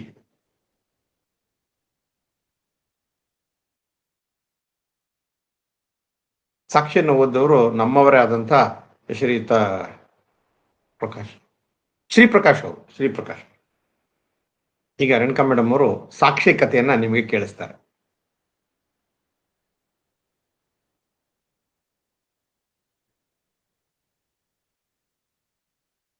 ಈ ಕಥೆಗಳ ಬಗ್ಗೆ, ಈ ಪ್ರಯತ್ನದ ಬಗ್ಗೆ ನಿಮ್ಮ ಅನಿಸಿಕೆಗಳನ್ನ ಮನೆಯಲ್ಲಿ ನಮ್ಮೊಂದಿಗೆ ಹಂಚಿಕೊಳ್ಳಿ. ಸಾಕ್ಷಿ. ಲೇಖಕರು ಶ್ರೀ ಎನ್ ಶಂಕರರಾವ್. ಧ್ವನಿ ಪ್ರಸ್ತುತಿ ಶ್ರೀ ಸಮನ್ವಯ ಸಮಿತಿ ಕನ್ನಡವೇ ಸತ್ಯ ಪ್ರತಿಷ್ಠಾನ. ಗದ್ಯ ಬರಹದ ಮಿಂಚುಗೊಂಚಲು ಯೂಟ್ಯೂಬ್ ಪ್ರಸಾರ ಮಾಲೆ. ಲೇಖನ ವಾಚನ ಅಭಿಯಾನ. ಸಣ್ಣ ಕಥೆ ಸಾಕ್ಷಿ.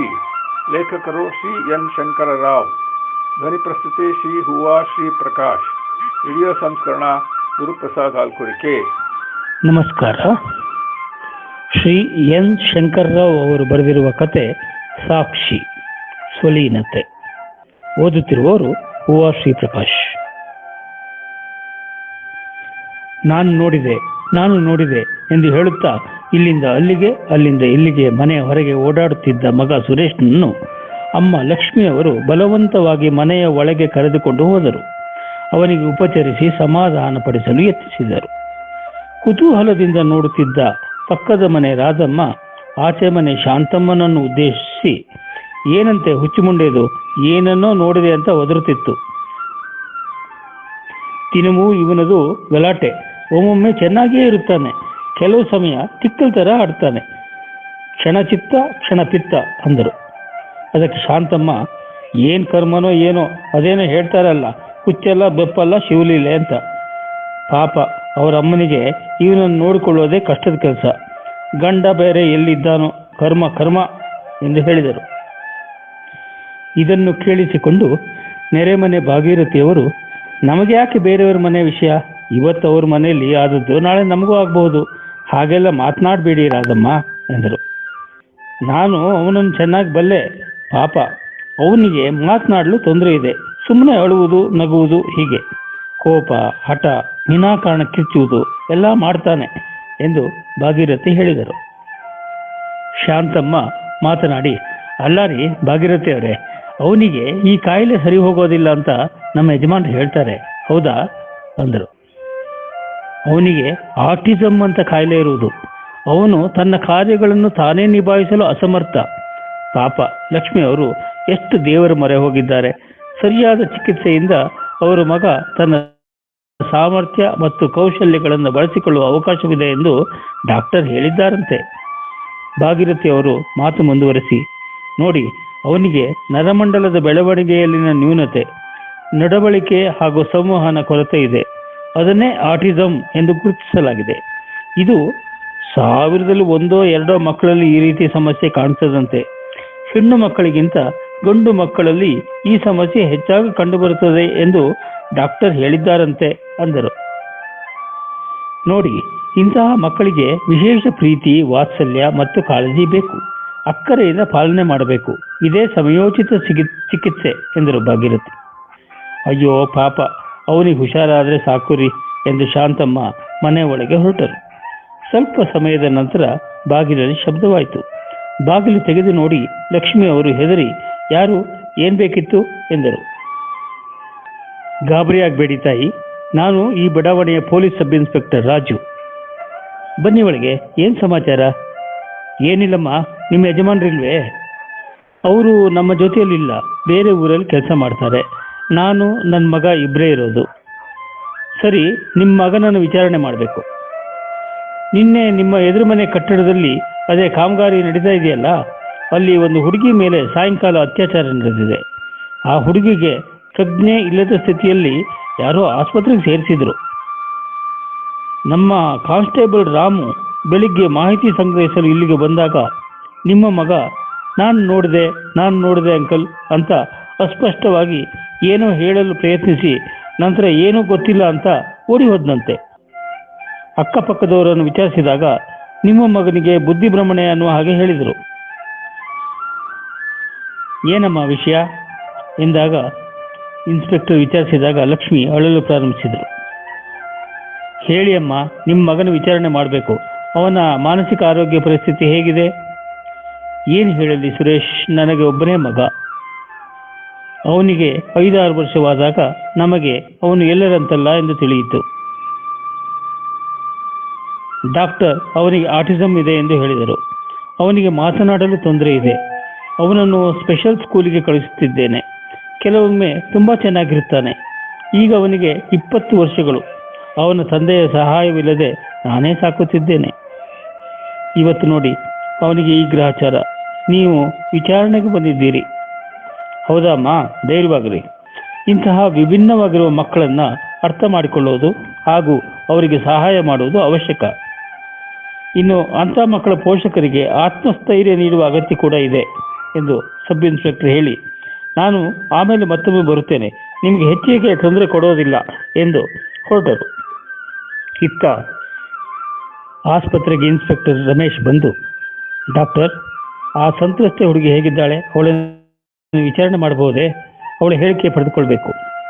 ನೋಡಿ, ಆ ಹುಡುಗಿಗೆ ಇನ್ನೂ ಅರೆಪ್ರಜ್ಞೆ, ತುಂಬಾ ಗಾಯಗಳಾಗಿವೆ, ನೋವು ಅನುಭವಿಸುತ್ತಿದ್ದಾಳೆ. ಸ್ತ್ರೀ ರೋಗ ತಜ್ಞರು ಬಂದು ತಪಾಸಣೆ ಮಾಡಿದ್ದಾರೆ. ರಕ್ತ ತಪಾಸಣೆಗೆ ಕೊಟ್ಟಿದೆ.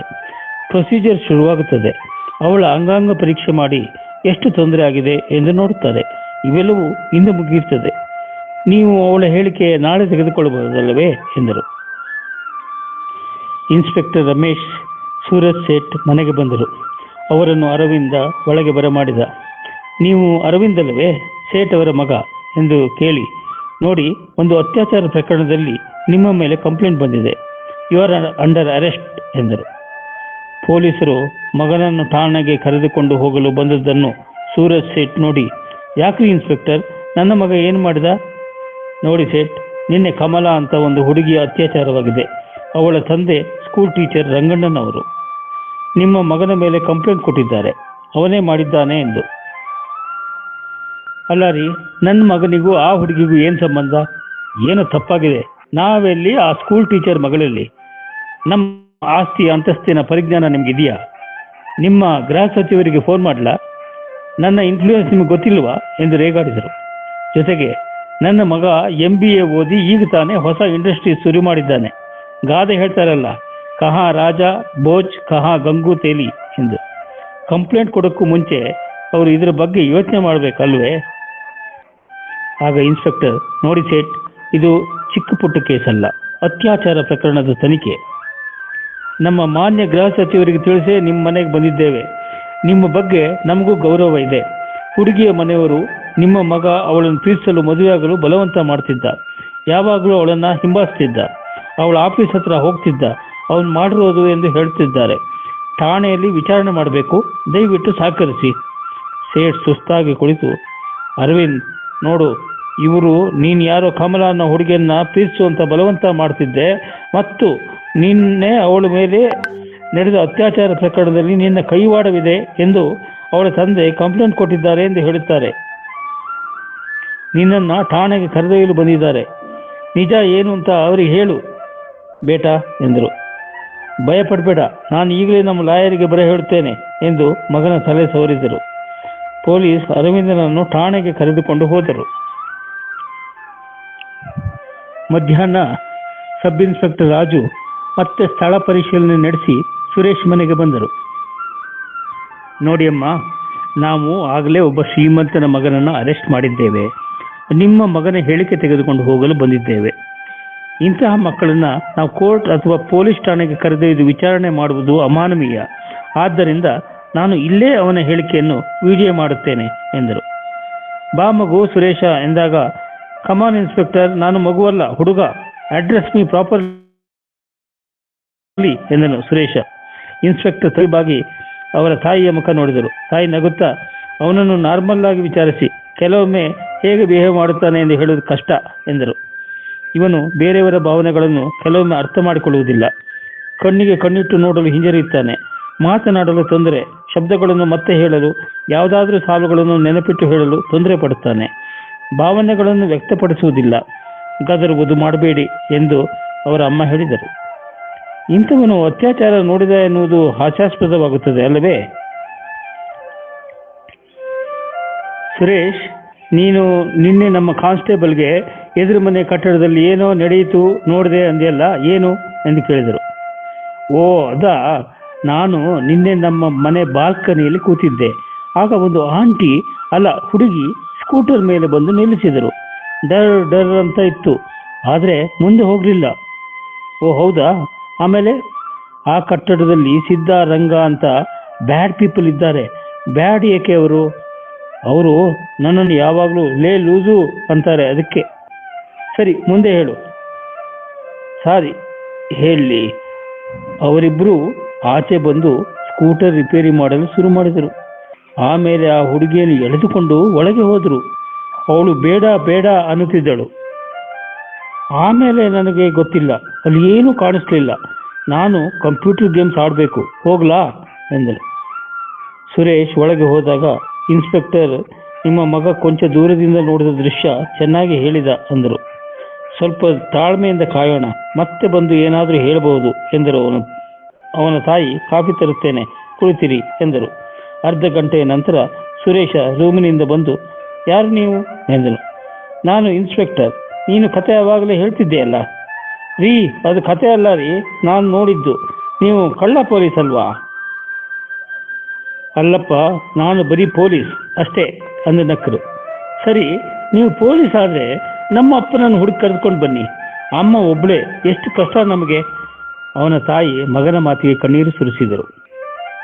ಸರಿ ರೀ ಇನ್ಸ್ಪೆಕ್ಟರ್, ನಿಮ್ಮ ಹತ್ತಿರ ಆಡಿ ಕಾರ್ ಇದೆಯಾ? ಇಲ್ಲ. ಏಕೆ ಸುರೇಶ್ ಅಂದರು. ನಿನ್ನೆ ಸ್ವಲ್ಪ ಸಮಯದ ನಂತರ ಒಬ್ಬ ಸ್ಮಾರ್ಟ್ ಹುಡುಗ ಆಡಿ ಕಾರ್ನಲ್ಲಿ ಬಂದು ಆ ಹುಡುಗಿಯನ್ನು ಕಾರ್ನಲ್ಲಿ ಕರೆದುಕೊಂಡು ಹೋದ.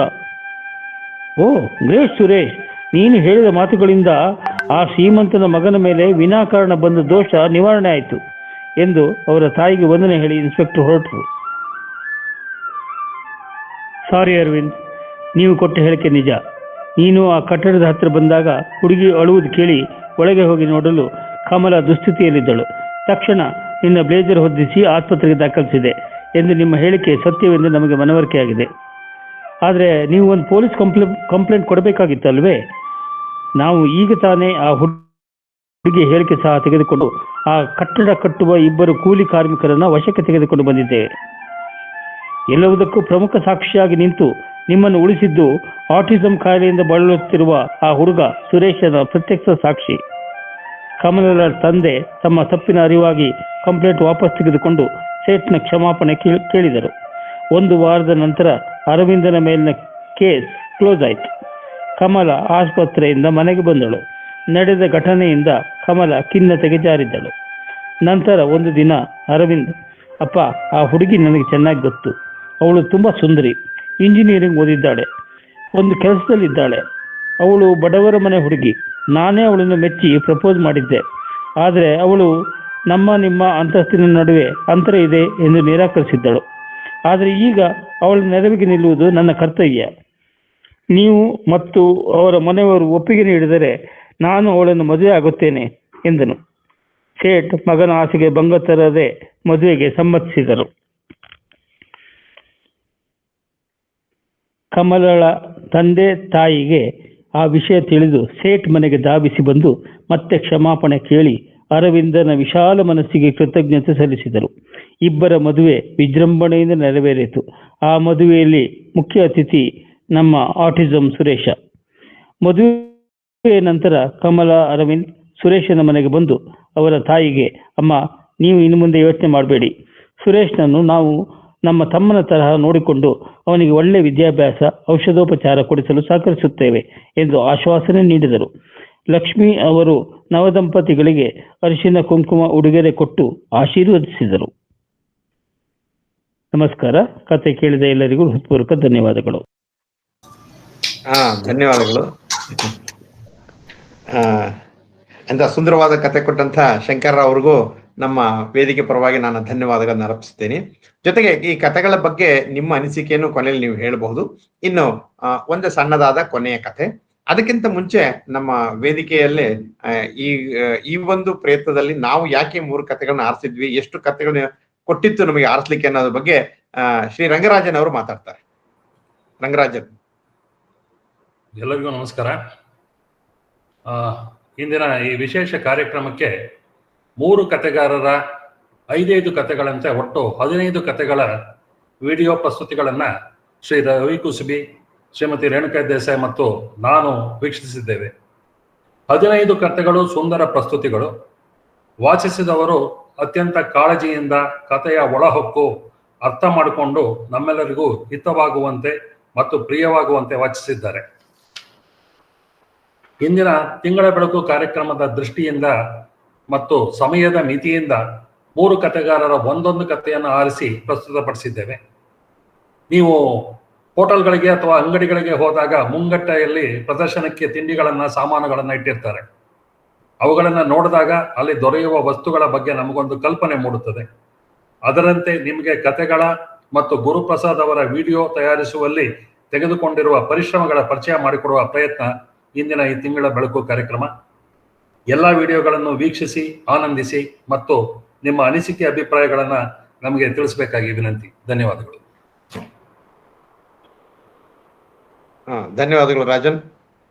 ನಾವು ಯಾವ ರೀತಿ ಕಥೆಗಳನ್ನ ನೋಡಿ ಮತ್ತು ಅವ್ರನ್ನ ತೆಗೆದುಕೊಂಡ್ವು, ಅದಕ್ಕೆ ಕೆಲವೊಂದು ಮಾನದಂಡಗಳನ್ನ ನಾವು ಒಬ್ರಿಗೊಬ್ರು ಅದನ್ನು ವಿವರಿಸಿ ಕಡೆಯಲ್ಲಿ ಈ 3 ಕಥೆಗಳನ್ನ ನಾವು ಆರಿಸಿಕೊಂಡಿದ್ದೆವು.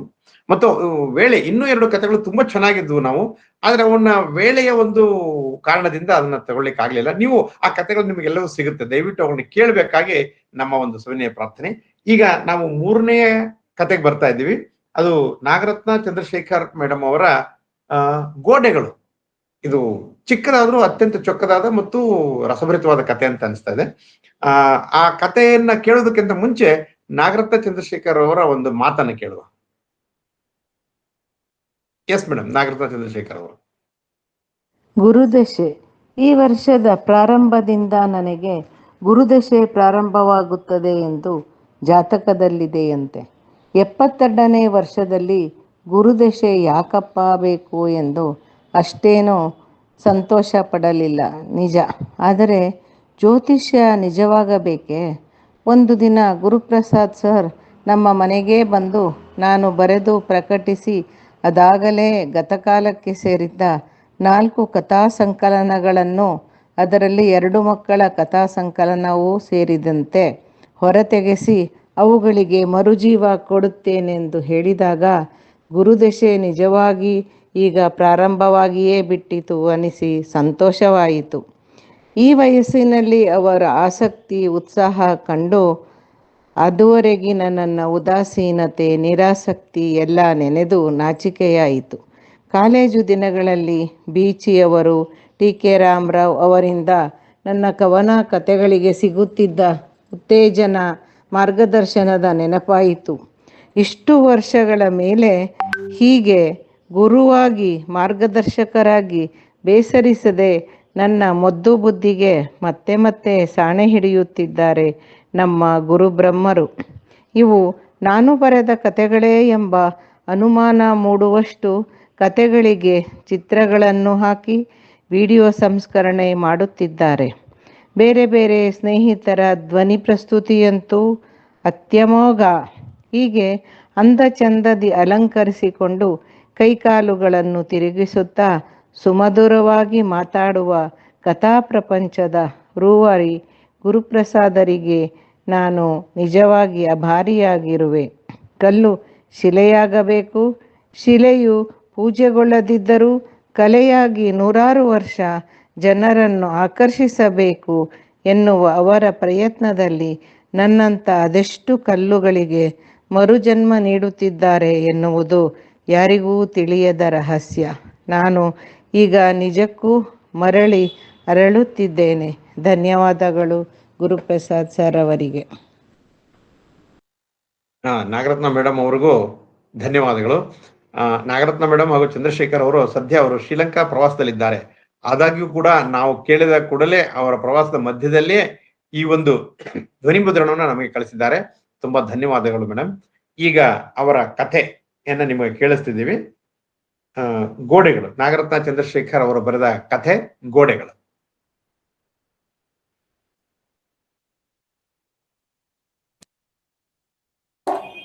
ಪ್ರೆಸೆಂಟ್ ಮಾಡ್ಲಾ ರವಿ ಸರ್? ಪ್ಲೀಸ್ ಮಾಡಿ, ಕಾಯ್ತಾ ಇದ್ದೀನಿ. ಹೌದು, ಗೋಡೆಗಳ ಕತೆ.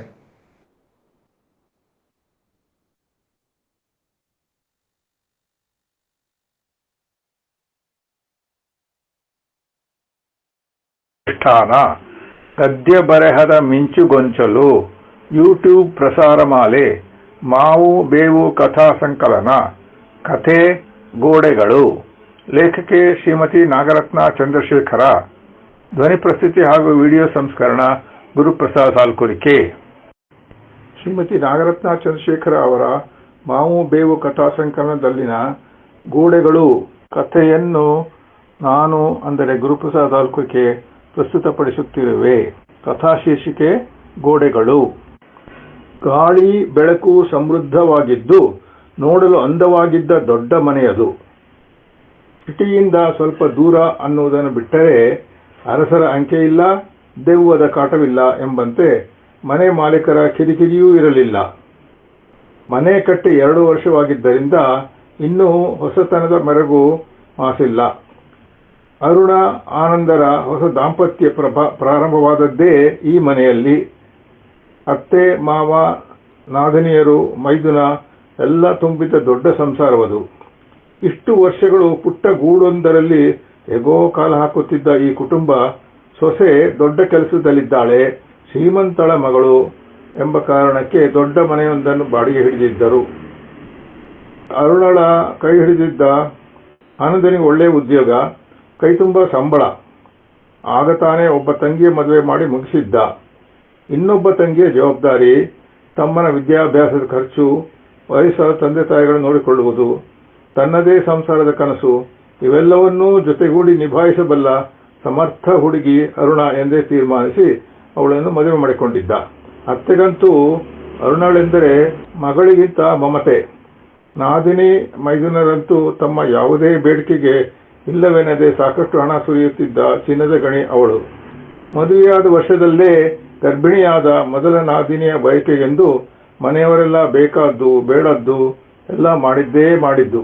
ಅರುಣ ಯಾವುದಕ್ಕೂ ತಲೆ ಕೆಡಿಸಿಕೊಂಡವಳಲ್ಲ. ಆ ಮನೆಯಲ್ಲಿ ತನಗೊಂದು ಗೌರವ ಸ್ಥಾನ ಇದೆ ಎಂಬುದಷ್ಟೇ ಅವಳಿಗಿದ್ದ ಸಮಾಧಾನ. ಹೊತ್ತಿಗೆ ಊಟ ತಿಂಡಿಯನ್ನು ಅತ್ತೆ ಪ್ರೀತಿಯಿಂದ ಅವಳಿಗೆ ತಂದು ಕೊಡುತ್ತಿದ್ದರು. ಆನಂದನೂ ಕೂಡ ಆಗಾಗ ರಜೆ ಹಾಕಿ ಹೆಂಡತಿಯೊಡನೆ ಸಣ್ಣ ಸಣ್ಣ ಪ್ರವಾಸ ಮಾಡಿ ಬರುತ್ತಿದ್ದ. ಇಬ್ಬರ ಸಂಬಳದಲ್ಲಿ ಒಂದಿಷ್ಟು ಉಳಿತಾಯಕ್ಕೆಂದು ಮೀಸಲಾಗಿತ್ತು. ಸುಖ ಸಂಸಾರವೆಂದರೆ ಇಷ್ಟೇ ಎಂದು ಅರುಣ ನಂಬಿಯೇ ಬಿಟ್ಟಿದ್ದಳು. ತಾನೊಂದು ಕರೆಯುವ ಹಸು, ಅದರಿಂದೇ ತನಗೆ ಅಷ್ಟೊಂದು ಮಾನ್ಯತೆ ಎಂಬ ಸತ್ಯ ಅವಳಿಗೆ ತಿಳಿಯುವ ಸಂಭವ ಇರಲಿಲ್ಲ. ಅರುಣಳಿಗೆ ನಾದಿನಿಯ ಉಬ್ಬಿದ ಹೊಟ್ಟೆ ನೋಡಿದಾಗಲೆಲ್ಲ ಅವಳ ತಾಯ್ತನ ಜಾಗೃತವಾಗುವುದು. ತನ್ನ ಒಡಲೊಳಗೊಂದು ಕುಡಿ ಮೂಡಿ ಬರುವುದು ಎಂದಾದರೂ ಸಾಧ್ಯವಾದೀತೆ ಎಂಬ ಅನುಮಾನವೂ ಇತ್ತೀಚೆಗೆ ಅವಳಿಗೆ ಕಾಣತೊಡಗಿತ್ತು. ಕಾಲ ಬಹುಬೇಗ ಓಡುತ್ತಿತ್ತು. ಈ 5-6 ವರ್ಷಗಳಲ್ಲಿ ಅತ್ತೆ ಮನೆಯವರ ಸುಖ ಸಂತೋಷಗಳನ್ನು ಉಳಿಸಿಕೊಳ್ಳಲು ಅವಳು ಸಾಕಷ್ಟು ತ್ಯಾಗ ಮಾಡಿದ್ದಳು. ಮಗುವಾದರೆ ಕೆಲಸ ಬಿಡಬೇಕಾಗಬಹುದೆಂಬ ಮುಂಜಾಗ್ರತೆಯಿಂದಾಗಿ ಗಂಡನ ಬಲವಂತದಿಂದಾಗಿ ಗರ್ಭಧರಿಸದೆ ದೂರ ಉಳಿದಿದ್ದಳು. ತಾವಿದ್ದ ವಿಶಾಲವಾದ ಮನೆಯ ಮಾಲೀಕನಿಗೆ ಸೇರಿದ್ದ ಪಕ್ಕದ ಖಾಲಿ ಜಾಗದಲ್ಲಿ ಬಿಡುವಿನ ವೇಳೆಯಲ್ಲಿ ಹೂ ಗಿಡಗಳನ್ನು ಬೆಳೆಸುತ್ತಾ ಕಾಯಿ ಪಲ್ಯಗಳ ಕೃಷಿ ಮಾಡುತ್ತಾ ಆನಂದಿಸುತ್ತಿದ್ದಳು. ಆ ಗಿಡ ಮರಗಳಲ್ಲಿ ಮೂಡುತ್ತಿದ್ದ ಒಂದೊಂದು ಚಿಗುರು ಮೊಗ್ಗರಳಿ ಹೂವಾಗಿ ಕಾಯಿಯಾಗುವ ಹಂತ ತಲುಪುವುದನ್ನು ಕುತೂಹಲದಿಂದ ಖುಷಿಯಿಂದ ನೋಡುತ್ತಾ ಸಂಭ್ರಮಿಸುತ್ತಿದ್ದಳು. ತನ್ನೊಳಗೂ ಹೀಗೊಂದು ಕುಡಿ ಮೊಳಕೆಯೊಡೆಯಬಾರದೆ ಎಂದು ಒಳಗೊಳಗೆ ಹಂಬಲಿಸುವಳು.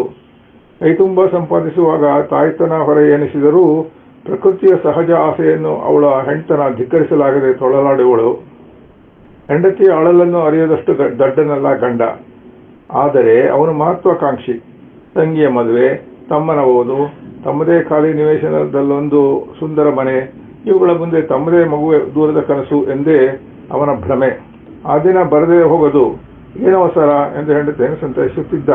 ಪಕ್ಕದ ಖಾಲಿ ನಿವೇಶನದಲ್ಲಿದ್ದ ಗಿಡ ಮರಗಳೆಲ್ಲ ಒಂದು ದಿನ ಬುಡ ಸಮೇತ ಕಿತ್ತೊಗೆದು ಆ ಜಾಗದಲ್ಲಿ ಮರಳು, ಸಿಮೆಂಟು, ಕಲ್ಲು, ಮಣ್ಣುಗಳ ರಾಶಿ ಬಂದು ಬೀಳತೊಡಗಿತ್ತು. ಮನೆ ಮಾಲೀಕರು ಆ ಜಾಗವನ್ನು ಮಾರಿಕೊಂಡಿದ್ದರು. ಅಲ್ಲೊಂದು ಮನೆ ಕಟ್ಟಲು ಕೂಡ ಪ್ರಾರಂಭವಾಗಿತ್ತು. ಒಂದೊಂದೇ ಗೋಡೆಗಳು ಏಳುವುದನ್ನು ಅರುಣ ನೋಡುತ್ತಾ ನೋಡುತ್ತಾ ನಿಟ್ಟುಸಿರು ಬಿಡುವಳು. ಈ ಗೋಡೆಗಳು ಬಟ್ಟ ಬಯಲನ್ನು ಮುಚ್ಚಿ ಮನುಷ್ಯನ ಖಾಸಗಿ ಬದುಕಿಗೊಂದು ಮನೆ ಮಾಡಿಕೊಡುತ್ತದೆ ನಿಜ.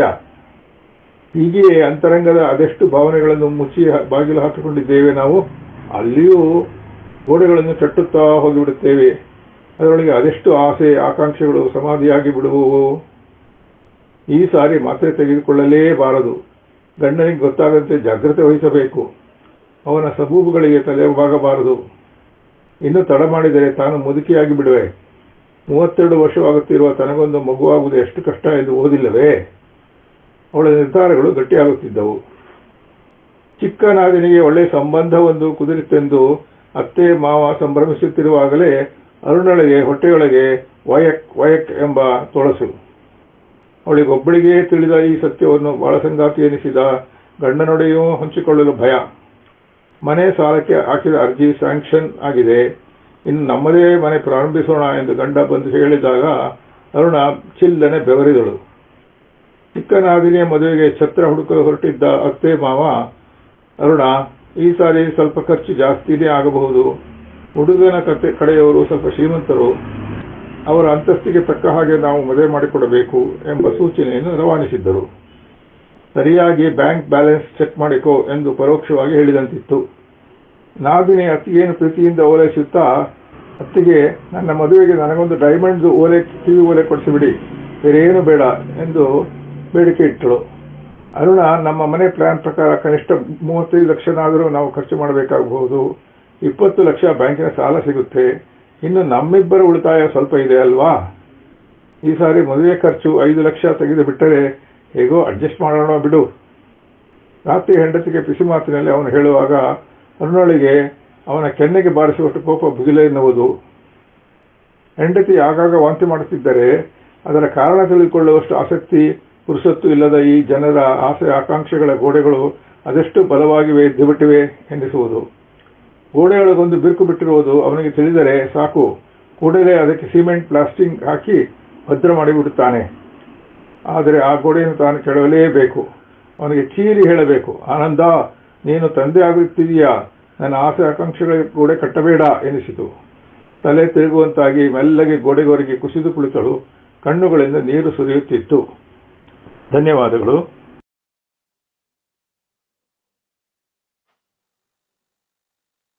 ಧನ್ಯವಾದಗಳು. ನಾವು ಕೂಡ ನಾಗರತ್ನ ಚಂದ್ರಶೇಖರ್ ಅವರಿಗೆ ಈ ಒಂದು ಕಥೆಯನ್ನ ಕೊಟ್ಟಿದ್ದಕ್ಕಾಗಿ ಧನ್ಯವಾದಗಳನ್ನು ತಿಳಿಸ್ತೇವೆ.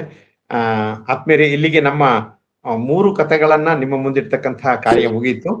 ಈಗ ಓದುಗರಲ್ಲಿ ಯಾರಾದರೂ ಕೇಳುಗರಲ್ಲಿ ಯಾರಾದ್ರೂ ಒಬ್ರು ಮಾತಾಡ್ಬೇಕು ಅಂತ ನಾವು ಆಸೆ ಪಡ್ತೀವಿ. ಅದರಲ್ಲಿ ಮೊದಲನೇದಾಗಿ ನಾವು KRS ಮೂರ್ತಿಗಳು ಸರ್ ಇದ್ದೀರಾ ಸರ್? KRS ಮೂರ್ತಿ ಸರ್, ರವಿ ಹ್ಯಾಂಡ್ ರೈಸ್ ಮಾಡಿರೋದನ್ನ ಗಮನಿಸಿ. ಗಮನಿಸ್ತೀನಿ ಸರ್. ಓಕೆ.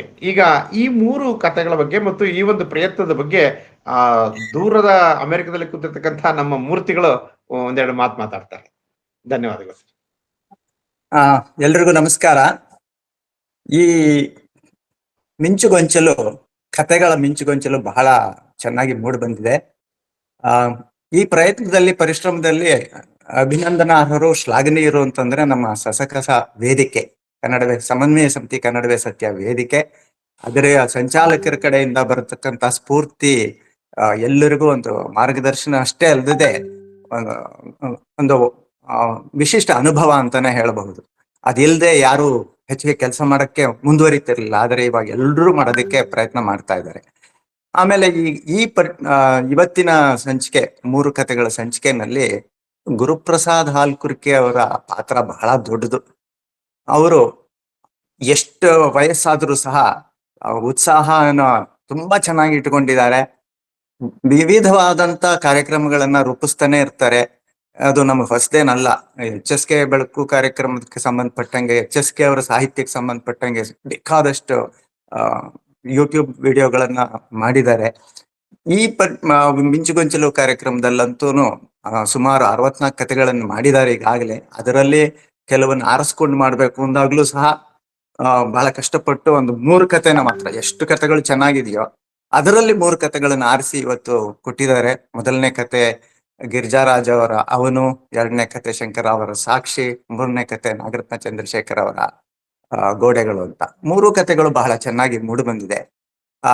ಇಂತಹ ಉತ್ತಮವಾದಂತ ಪರಿಶ್ರಮಕ್ಕೆ ಯುವಕರನ್ನ ನಾಚಿಸುವಂತಹ ಕೆಲಸ ಮಾಡ್ತಕ್ಕಂತ ಗುರುಪ್ರಸಾದ್ ಅವರ ಶ್ಲಾಘನೀಯ ಪರಿಶ್ರಮಕ್ಕೆ ನಾವೆಲ್ಲರೂ ತಲೆಬಾಗಬೇಕು, ಅಭಿನಂದನೆಗಳನ್ನ ಸಲ್ಲಿಸಬೇಕು. ಅಂತಹ ಪರಿಶ್ರಮಕ್ಕೆ ನಾವು ಬೆಲೆ ಕೊಡೋದು ಹೇಗಪ್ಪ ಅಂತಂದ್ರೆ, ಎಲ್ಲರೂ ಸಹ ನಾವು ಅವರಿಗೆ ಸಹಕಾರವನ್ನು ಕೊಡಬೇಕು. ಒಂದು ಬರೆಯೋದ್ರಲ್ಲಿ, ಮತ್ತೊಂದು ಅವರಿಗೆ ತಲುಪಿಸೋದ್ರಲ್ಲಿ, ಎರಡನೇದು ನಮ್ಮ ಮಿತ್ರರನ್ನ ಸಹಲೇಖಕರನ್ನ ಅಥವಾ ಬೇರೆಯವರನ್ನ ಮಿತ್ರರನ್ನ ಪರಿಚಯ ಮಾಡಿಕೊಟ್ಟು ಧ್ವನಿಯನ್ನ ಒದಗಿಸಿಕೊಡೋದು. ಇದೆಷ್ಟು ಮಾಡಿಕೊಟ್ರೆ ಗುರುಪ್ರಸಾದ್ ಅವರಂತ ಇಂತಹ ಉತ್ಸಾಹಕರ ಪರಿಶ್ರಮ ಏನಿದೆ ಅದಕ್ಕೆ ತಕ್ಕ ಒಂದು ಅಭಿನಂದನೆ ಆಗುತ್ತೆ, ಶ್ಲಾಘನೀಯ ಆಗುತ್ತೆ, ಪ್ರಶಸ್ತಿಯೂ ಆಗುತ್ತೆ. ಒಂದು ಗುರು ರೂಪದಲ್ಲಿ ಅವ್ರು ಕೂತ್ಕೊಂಡು ಇದೆಲ್ಲ ಮಾಡ್ತಾ ಇರೋದು ನಮ್ಗೆಲ್ಲರಿಗೂ ಬಹಳ ಸಂತೋಷಕರವಾದಂತ ಸಮಾಚಾರ. ಮತ್ತೆ ಅದಕ್ಕೆ ಸಹಕರಿಸ್ಕೊಂಡು ರವಿ ಕುಸ್ಬಿ ಅವರಿದ್ದಾರೆ, ರೇಣುಕಾ ದೇಸಾಯಿ ಅವರು ಇದ್ದಾರೆ, ಗುರುರಾಜ್ ಶಾಸ್ತ್ರಿ ಅವರಿದ್ದಾರೆ. ಎಲ್ಲಕ್ಕಿಂತ ಹೆಚ್ಚಾಗಿ ಒಂದು ಲೀಡರ್ಶಿಪ್ ಅಂತ ಏನ್ ಹೇಳ್ತೀವಿ, ನಾಯಕತ್ವವನ್ನ ಸಂಚಾಲಕರು ವಹಿಸ್ತಾ ಇದ್ದಾರೆ. ಈ ಪ್ರಯತ್ನವನ್ನ ನಾವೆಲ್ಲರೂ ಸೇರಿಕೊಂಡು ಮುಂದುವರಿಸೋಣ. ನಮ್ಮ ಕಡೆಯಿಂದ ಯಾರ್ಯಾರಿಗೆ ಏನೇನು ಸಹಾಯವಾಗುತ್ತೋ ಅದಷ್ಟು ಮಾಡೋಣ. ನಮ್ಮ ಸಾಹಿತ್ಯಗಳೆಲ್ಲ ಬೆಳಕಿಗೆ ಬರಲಿ, ಒಳ್ಳೇದಾಗ್ಲಿ ಅಂತ ನನಗೂ ಅನ್ಸುತ್ತೆ. ನಾನು ಒಬ್ಬ ಕಲಿತಾ ಇರತಕ್ಕಂತ ಲೇಖಕನೇ ಇಲ್ಲಿ. ಅದರಿಂದ ಈ ಮಾತುಗಳನ್ನು ಹೇಳ್ತಾ ಇದ್ದೀನಿ.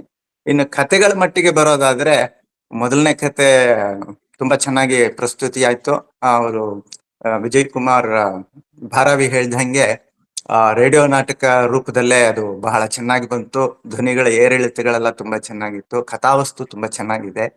ಒಂದು ರೊಮ್ಯಾಂಟಿಕ್ ಸೀಕ್ವೆನ್ಸಸ್ ತರ ಬರುತ್ತೆ ರೈಲ್ವೆ ಪ್ರಯಾಣದಲ್ಲಿ. ಅಭಿವ್ಯಕ್ತಿ ತುಂಬಾ ಚೆನ್ನಾಗಿದೆ. ಅವರು ನೃತ್ಯ ಕಥೆಗಾರರು ಗಿರಿಜಾರಾಜ್ ಅವರು. ಅದರಲ್ಲಿ ಬರ್ತಕ್ಕಂಥದ್ದು ಸಾಮಾಜಿಕ ಪ್ರಜ್ಞೆ, ಮತ್ತೆ ನಮ್ಮ ನೀತಿ ನಿಯಮಗಳು, ನೈತಿಕತೆ, ಶೀಲತೆ, ಚೌಕಟ್ಟುಗಳು, ಅದಕ್ಕೆ ಹೊಂದ್ಕೊಂಡಂಗೆ ಸಂಸ್ಕಾರಗಳು ಎಲ್ಲಾನು ಮಿಶ್ರಣ ಮಾಡಿ ಒಂದು ಒಳ್ಳೆಯ ಕುತೂಹಲಕರ ರಸಮಯ ಸನ್ನಿವೇಶನ ಚಿತ್ರಣ ಮಾಡಿ ರೈಲ್ವೆ ಪ್ರಯಾಣದಲ್ಲಿ ಒಂದು ಒಳ್ಳೆ ಕಥೆನ ಕೊಟ್ರು. ಅದರಲ್ಲಿ ಓದಿದಂತ ನಳಿನಿ ಅವರು ಮತ್ತೆ ಭಾರವಿ ಅವ್ರದ್ದು ಬಹಳ ಚೆನ್ನಾಗಿ ಧ್ವನಿ ಬಂತು. ಹಾಗೇನೆ 2ನೇ ಕತೆ ಸಾಕ್ಷಿನಲ್ಲಿ ಅದು ಒಂದು ಒಳ್ಳೆಯ ಉತ್ತಮ ಕಥೆನೆ. ಆಟಿಸಮ್ ಕಾಯಿಲೆ ಇರೋ ಹುಡುಗನ್ನ ತಗೊಂಡು ಅವನು ಸಾಕ್ಷಿ ಆಗತಕ್ಕಂತ ಅತ್ಯಾಚಾರದ ಒಂದು ಕೇಸ್ನಲ್ಲಿ ಸಾಕ್ಷಿ ಆಗತಕ್ಕಂತ ಚಿತ್ರಣ ತುಂಬಾ ಚೆನ್ನಾಗಿ ಮೂಡಿ ಬಂತು. ಅಲ್ಲೂ ಸಹ ಸಾಮಾಜಿಕವಾಗಿ ನಮ್ಮಲ್ಲಿ ಇರತಕ್ಕಂತ ನ್ಯೂನ್ಯತೆಗಳಿರಬಹುದು, ಒಳ್ಳೇದಿದ್ದೇ ಇರುತ್ತೆ ಸಮಾಜದಲ್ಲಿ, ಹಾಗೇನೆ ನ್ಯೂನ್ಯತೆಗಳು ಇರುತ್ತಲ್ಲ. ಅದರಲ್ಲಿ ಒಂದು ಸಂಸಾರ ಆಡ್ಕೊಂಡ್ರೆ ಇನ್ನೊಂದು ಸಂಸಾರ ಆಡ್ಕೋಬಾರದು ಅನ್ನೋ ಒಂದು ಪಾಠ ಹೇಳೋದು. ಹಾಗೇನೆ ಆಟಿಸಮ್ ಕಾಯಿಲೆ ಇರೋರ ಸಂವಹನ ಕೊರತೆಗಳು, ಮಾತಿನ ಕೊರತೆಗಳು, ಊಟ ತಿಂಡಿ ಕೊರತೆಗಳು, ಅವರ ಸ್ವಭಾವದ ಕೊರತೆಗಳು, ಅದೆಲ್ಲವನ್ನ ಅವರು ಬಹಳ ಸರಳವಾಗಿ ಸೂಕ್ಷ್ಮವಾಗಿ ಬಹಳ ಚೆನ್ನಾಗಿ ಚಿತ್ರಣ ಕೊಟ್ಟಿದ್ದಾರೆ ಕಥೆನಲ್ಲಿ. ಹೂವಾಶ್ರೀ ಅವರು ಅದನ್ನ ಬಹಳ ಚೆನ್ನಾಗಿ ಓದಿದ್ದಾರೆ. ಹಿನ್ನೆಲೆ ಸಂಗೀತ ಕೂಡ ಇತ್ತು ಅದಕ್ಕೆ. ಅಲ್ಲಿ ಒಂದು ಕೆಲವೊಂದು ವಾಕ್ಯಗಳನ್ನ ಹೇಳಿದ್ರು, ಅದೆಲ್ಲ ಹೇಳ್ತಾ ಹೋದ್ರೆ ಸಮಯ ಸಾಲೋದಿಲ್ಲ. ಅದಕ್ಕೋಸ್ಕರ ಅದನ್ನು ಬಿಟ್ಟು ಬಿಡ್ತೀನಿ. ಅಭಿಪ್ರಾಯ ಸಾಕಷ್ಟಿದೆ, ಜನದ್ದು ಬಂದಿದೆ, ಬರಹಗಾರದ್ದು ಬಂದಿದೆ, ಓದಿದವರದ್ದು ಬಂದಿದೆ. ಹಾಗಾಗಿ 3ನೇ ಕತೆ ನಾಗರತ್ನ ಚಂದ್ರಶೇಖರ್ ಅವರು ಬಹಳ ನುರಿತ ಕಥೆಗಾರರೇನೆ. ಹಳೆಯ ಸಂಕಲನದಿಂದ ತೆಗೆದಂತಹ ಗೋಡೆಗಳು ಅನ್ನೋದು ಅದು ಬಹಳ ತುಂಬಾ ಚೆನ್ನಾಗಿ ಅಭಿವ್ಯಕ್ತಿ ಬಂತು. ಏನೇ ಆಗ್ಲಿ ಸಮಾಜದಲ್ಲಿ ಸಂಸಾರದಲ್ಲಿ ಏನಾಗುತ್ತೆ ಬದುಕಿನಲ್ಲಿ ಅಂದ್ರೆ ಅನವಶ್ಯಕವಾಗಿ ನಾವು ಗೋಡೆಗಳನ್ನ ಕಟ್ಕೊಳ್ತಾ ಹೋಗ್ತೀವಿ. ಆ ಗೋಡೆಗಳನ್ನ ಕಟ್ಕೊಳ್ಳೋದು ಬಹಳ ತಪ್ಪಾಗುತ್ತೆ. ಯಾಕೆಂದ್ರೆ ಸ್ವಾಭಾವಿಕವಾಗಿ ಪ್ರಾಕೃತಿಕವಾಗಿ ಏನೇನ್ ಆಗ್ಬೇಕು ಅದಾಗಬೇಕು.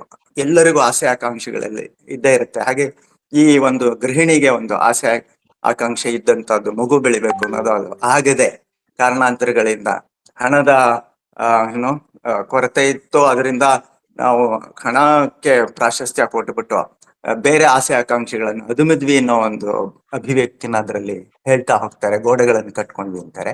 ಈ ತರ ಭಾವನಾತ್ಮಕವಾದಂತ ಕೆಲವೊಂದು ಗೋಡೆಗಳು ಬೆಳೆಸ್ಬೇಕು. ಅದು ತಪ್ಪು ಭಾವನೆಗಳಾಗತ್ತೆ. ಸ್ವಾಭಾವಿಕ ಭಾವನೆಗಳಿಗೆ ನಾವು ಒತ್ತು ಕೊಟ್ಟು ಸಾಂಸಾರಿಕವಾಗಿ ಚೆನ್ನಾಗಿರ್ಬೇಕು. ಅದನ್ನ ತಲುಪಿಸೋದು ಹೇಗೆ ಅನ್ನೋ ಒಂದು ನಿಟ್ಟಿನಲ್ಲಿ ಅವರು ನಾಗರತ್ನ ಚಂದ್ರಶೇಖರ್ ಅವರು ಒಂದು ಆ ಗೃಹಿಣಿಯ ಮೂಲಕ ಆ ಕಥೆನಲ್ಲಿ ಪ್ರಸ್ತುತಪಡಿಸಿದ್ರು. ಇದೆಲ್ಲ ತುಂಬಾ ಚೆನ್ನಾಗಿ ಬಂದಿದೆ. ಸೊ ನಮ್ಮ ಇತರ ಲೇಖಕರು ಸಹ ವೇದಿಕೆಯಲ್ಲಿರುವವರು ಈ ಪರಿಶ್ರಮವನ್ನ ಗುರುಪ್ರಸಾದ್ ಮತ್ತು ತಂಡದವರ ಪರಿಶ್ರಮವನ್ನ ಮತ್ತೆ ಸಂಚಾಲಕರ ಉತ್ತೇಜನವನ್ನ ಬಳಸ್ಕೊಳ್ಬೇಕು ಅಂತ ಅನ್ನೋದು ನನಗೆ ಖಂಡಿತ ಅನ್ನಿಸ್ತಾ ಇದೆ. ಹಾಗೆಂತ ಹೇಳಿ ನನ್ನ ಈ 2 ಮಾತುಗಳನ್ನ ಮುಗಿಸ್ತೇನೆ. ನಮಸ್ಕಾರ. ಧನ್ಯವಾದಗಳು ಸರ್. ಮುಂದೆ ವೆಂಕಟ ಸುಬ್ಬಯ್ಯ ಕೆ. ಸರ್ ವೆಂಕಟ ಸುಬ್ಬಯ್ಯನವರು ಮಾತಾಡ್ಬೋದು ಸರ್. ಕಾರಣಾಂತರಗಳಿಂದ ನನಗೆ ಸ್ವಲ್ಪ ಲೇಟ್ ಆಗಿ ಕನೆಕ್ಷನ್ ಸಿಕ್ತು. ಮೊದಲನೇ ಕಥೆಯನ್ನು ನಾನು ಕೇಳಿಸ್ಕೊಳಕ್ ಆಗ್ಲಿಲ್ಲ. ನಮ್ಮಲ್ಲಿ ನೆಟ್ವರ್ಕ್ ಕನೆಕ್ಷನ್ ಇರಲಿಲ್ಲ. ಎರಡನೇ ಕತೆ ಬಹಳ ಶಂಕರ್ ಅವರು ಬರೆದ ಕತೆ ತುಂಬಾ ಮಾರ್ಮಿಕ, ತುಂಬಾ ಟಚಿ ಆಗಿತ್ತು, ಮನಸ್ಸಿಗೆ ಮುಟ್ಟುವ ಆಗಿತ್ತು.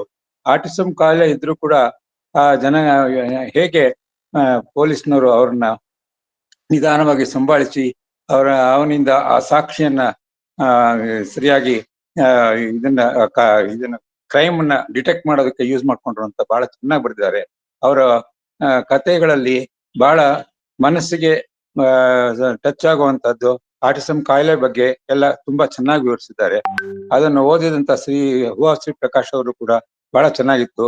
ಮತ್ತೆ ಬ್ಯಾಕ್ ಗ್ರೌಂಡ್ ಮ್ಯೂಸಿಕ್ ತುಂಬಾ ಅದಕ್ಕೆ ಆ ಕಥೆಗಳಿಗೆ ಒಂದು ಚೆನ್ನಾಗಿ ಮೂಡಿ ಬರೋಕ್ಕೆ ಕಾರಣವಾಯಿತು. ಇದಕ್ಕೆ ಸಹಾಯವಾದ ಗುರುಪ್ರಸಾದ್ ಹಾಲ್ಕುರ್ಕೆ ಅವರಿಗೆ ಅಭಿನಂದನೆಗಳು. ಅದೇ ತರ 3ನೇ ಕಥೆನಲ್ಲೂ ಕೂಡ ಗೋಡೆಗಳು ಶ್ರೀಮತಿ ನಾಗರತ್ನ ಚಂದ್ರಶೇಖರ್ ಅವರ ಹಳೆಯ ಕಥೆಗಳಿಂದ ತೆಗೆದ್ರು ಕೂಡ ಅದರಲ್ಲಿ ಬಹಳ ಚೆನ್ನಾಗಿ ಹೆಣ್ಣಿನ ಭಾವನೆಗಳಿಗೆ ಮತ್ತೆ ಗಂಡ ಆಗಿರೋನು ತನ್ನ ಹೆಂಡತಿಯ ಭಾವನೆಗಳಿಗೆ ಯಾವಾಗೂ ಕೂಡ ಸ್ಪಂದಿಸ್ಬೇಕು ಅನ್ನೋದನ್ನ ತುಂಬಾ ಚೆನ್ನಾಗಿ ಮಾರ್ಮಿಕವಾಗಿ ಹೇಳಿದ್ದಾರೆ. ಅದನ್ನ ಓದಿದ ದಾಟಿನೂ ಕೂಡ ತುಂಬಾ ಚೆನ್ನಾಗಿತ್ತು. ಈ ಪರಿಶ್ರಮಕ್ಕೆ ಮತ್ತೆ ಆ ಕಥೆಗಾರಗಳಿಗೆ ನನ್ನ ಅಭಿನಂದನೆಗಳು. ಧನ್ಯವಾದಗಳು. ಧನ್ಯವಾದಗಳು ಸರ್. ಈಗ ರವೀಂದ್ರ ಸರ್ ಕೈ ಎತ್ತಿದ್ರು, ಏನಾರು ಮಾತಾಡ್ತಾರೆ? ಅಲ್ಲ, ಮತ್ತಾರಾದ್ರೂ ಮಾತಾಡಿದ್ರೆ ಮಾತಾಡ್ಲಿ.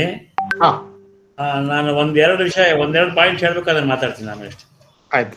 ಶ್ರೀನಿವಾಸನ್ ಸರ್, ಮಾಲತಿ ಶ್ರೀನಿವಾಸನ್ ಮೇಡಮ್ ಮಾತಾಡ್ತಾರಂತೆ ಸರ್. ನೀವು ಮಾತಾಡಿ ಸರ್, ಮುಗಿಸಿ ಆಮೇಲೆ. ಯಾರು ಮಾತಾಡ್ತಾರೆ? ಮಾಲತಿ ಮೇಡಮ್ ಕೈ ಎತ್ತಿದ್ದಾರೆ. ಶ್ರೀನಿವಾಸನ್ ಗೌತಮ್. ಮಾಲತಿ ಮೇಡಮ್. ದಿನ ಕಾರ್ಯಕ್ರಮ ತುಂಬಾ ಸೊಗಸಾಗಿ ಮೂಡಿತು ಮೇಡಮ್. ಒಂದ್ ನಿಮಿಷ, ಉಳಿದವರೆಲ್ಲರೂ ವಿಡಿಯೋ ಆಫ್ ಮಾಡ್ಕೊಳ್ಬೇಕಾಗಿ ನನ್ನ ಒಂದು ವಿನಂತಿ, ವಿಡಿಯೋ ಆಫ್ ಮಾಡಿ. ಯಾಕೆಂದ್ರೆ ಅವರೊಬ್ಬರದೇ ಚಿತ್ರ ಬರುತ್ತೆ ರೆಕಾರ್ಡಿಂಗ್ ಅಲ್ಲಿ. ಧನ್ಯವಾದಗಳು. ಕಥೆಗಾರರಿಗೆ, ಬರೀತಿರುವಂತ ಲೇಖಕರಿಗೆ ಇದೊಂದು ಒಳ್ಳೆ ಸ್ಫೂರ್ತಿದಾಯಕವಾದಂತಹ ಒಂದು ಮಹಲ್ಲು. ಗಿರಿಜಾರಾಜ್ ಅವರು ಚಿರಪರಿಚಿತರು, ಹಿಂದೆ ಅವ್ರ ಜೊತೆ ಕೆಲಸ ಮಾಡಿದ್ದೆ. ಬಟ್ ಕೆಲಸ ಮಾಡಿದ ಸಮಯಕ್ಕಿನ್ನ ಈಗ ಅವರ ಜೊತೆ ಒಂದು ಕಥೆಗಳು ಓದೋದು, ಅವರ ಜೊತೆಯ ಇಂಟ್ರಾಕ್ಷನ್ ಭಾರಿ ಖುಷಿ ಅನ್ಸುತ್ತೆ. ಇಂದಿನ 3 ಮೊದಲನೇ ಕತೆ ಮನಸ್ಸಿನ ಚಂಚಲತೆ, ಭಾವನೆಗಳು ಹೆಣ್ಣಿಗೆ ಆಗ್ಲಿ ಗಂಡಿಗೆ ಆಗ್ಲಿ ಒಂದೇ ರೀತಿ ಇರುತ್ತೆ ಅನ್ನೋದನ್ನ ಹೆಣ್ಣಿನ ದೃಷ್ಟಿಯಿಂದ ತೋರಿಸಿದ್ದಾರೆ. ಅಂದ್ರೆ ನಾಯಕಿ ಅದರಲ್ಲಿ ತಾನು ಕನಸು ಕಾಣ್ತಾ ಯಾವುದೋ ಒಂದು ಸಣ್ಣ ಭಾವನೆ ಮನಸ್ಸಿನಲ್ಲಿ ಇದ್ದಿದ್ದನ್ನ ಒಂದು ಕಥೆ ರೂಪದಲ್ಲಿ ತುಂಬಾ ಸುಂದರವಾಗಿ ಪ್ರಸ್ತುತಿಪಡಿಸಿದ್ದಾರೆ.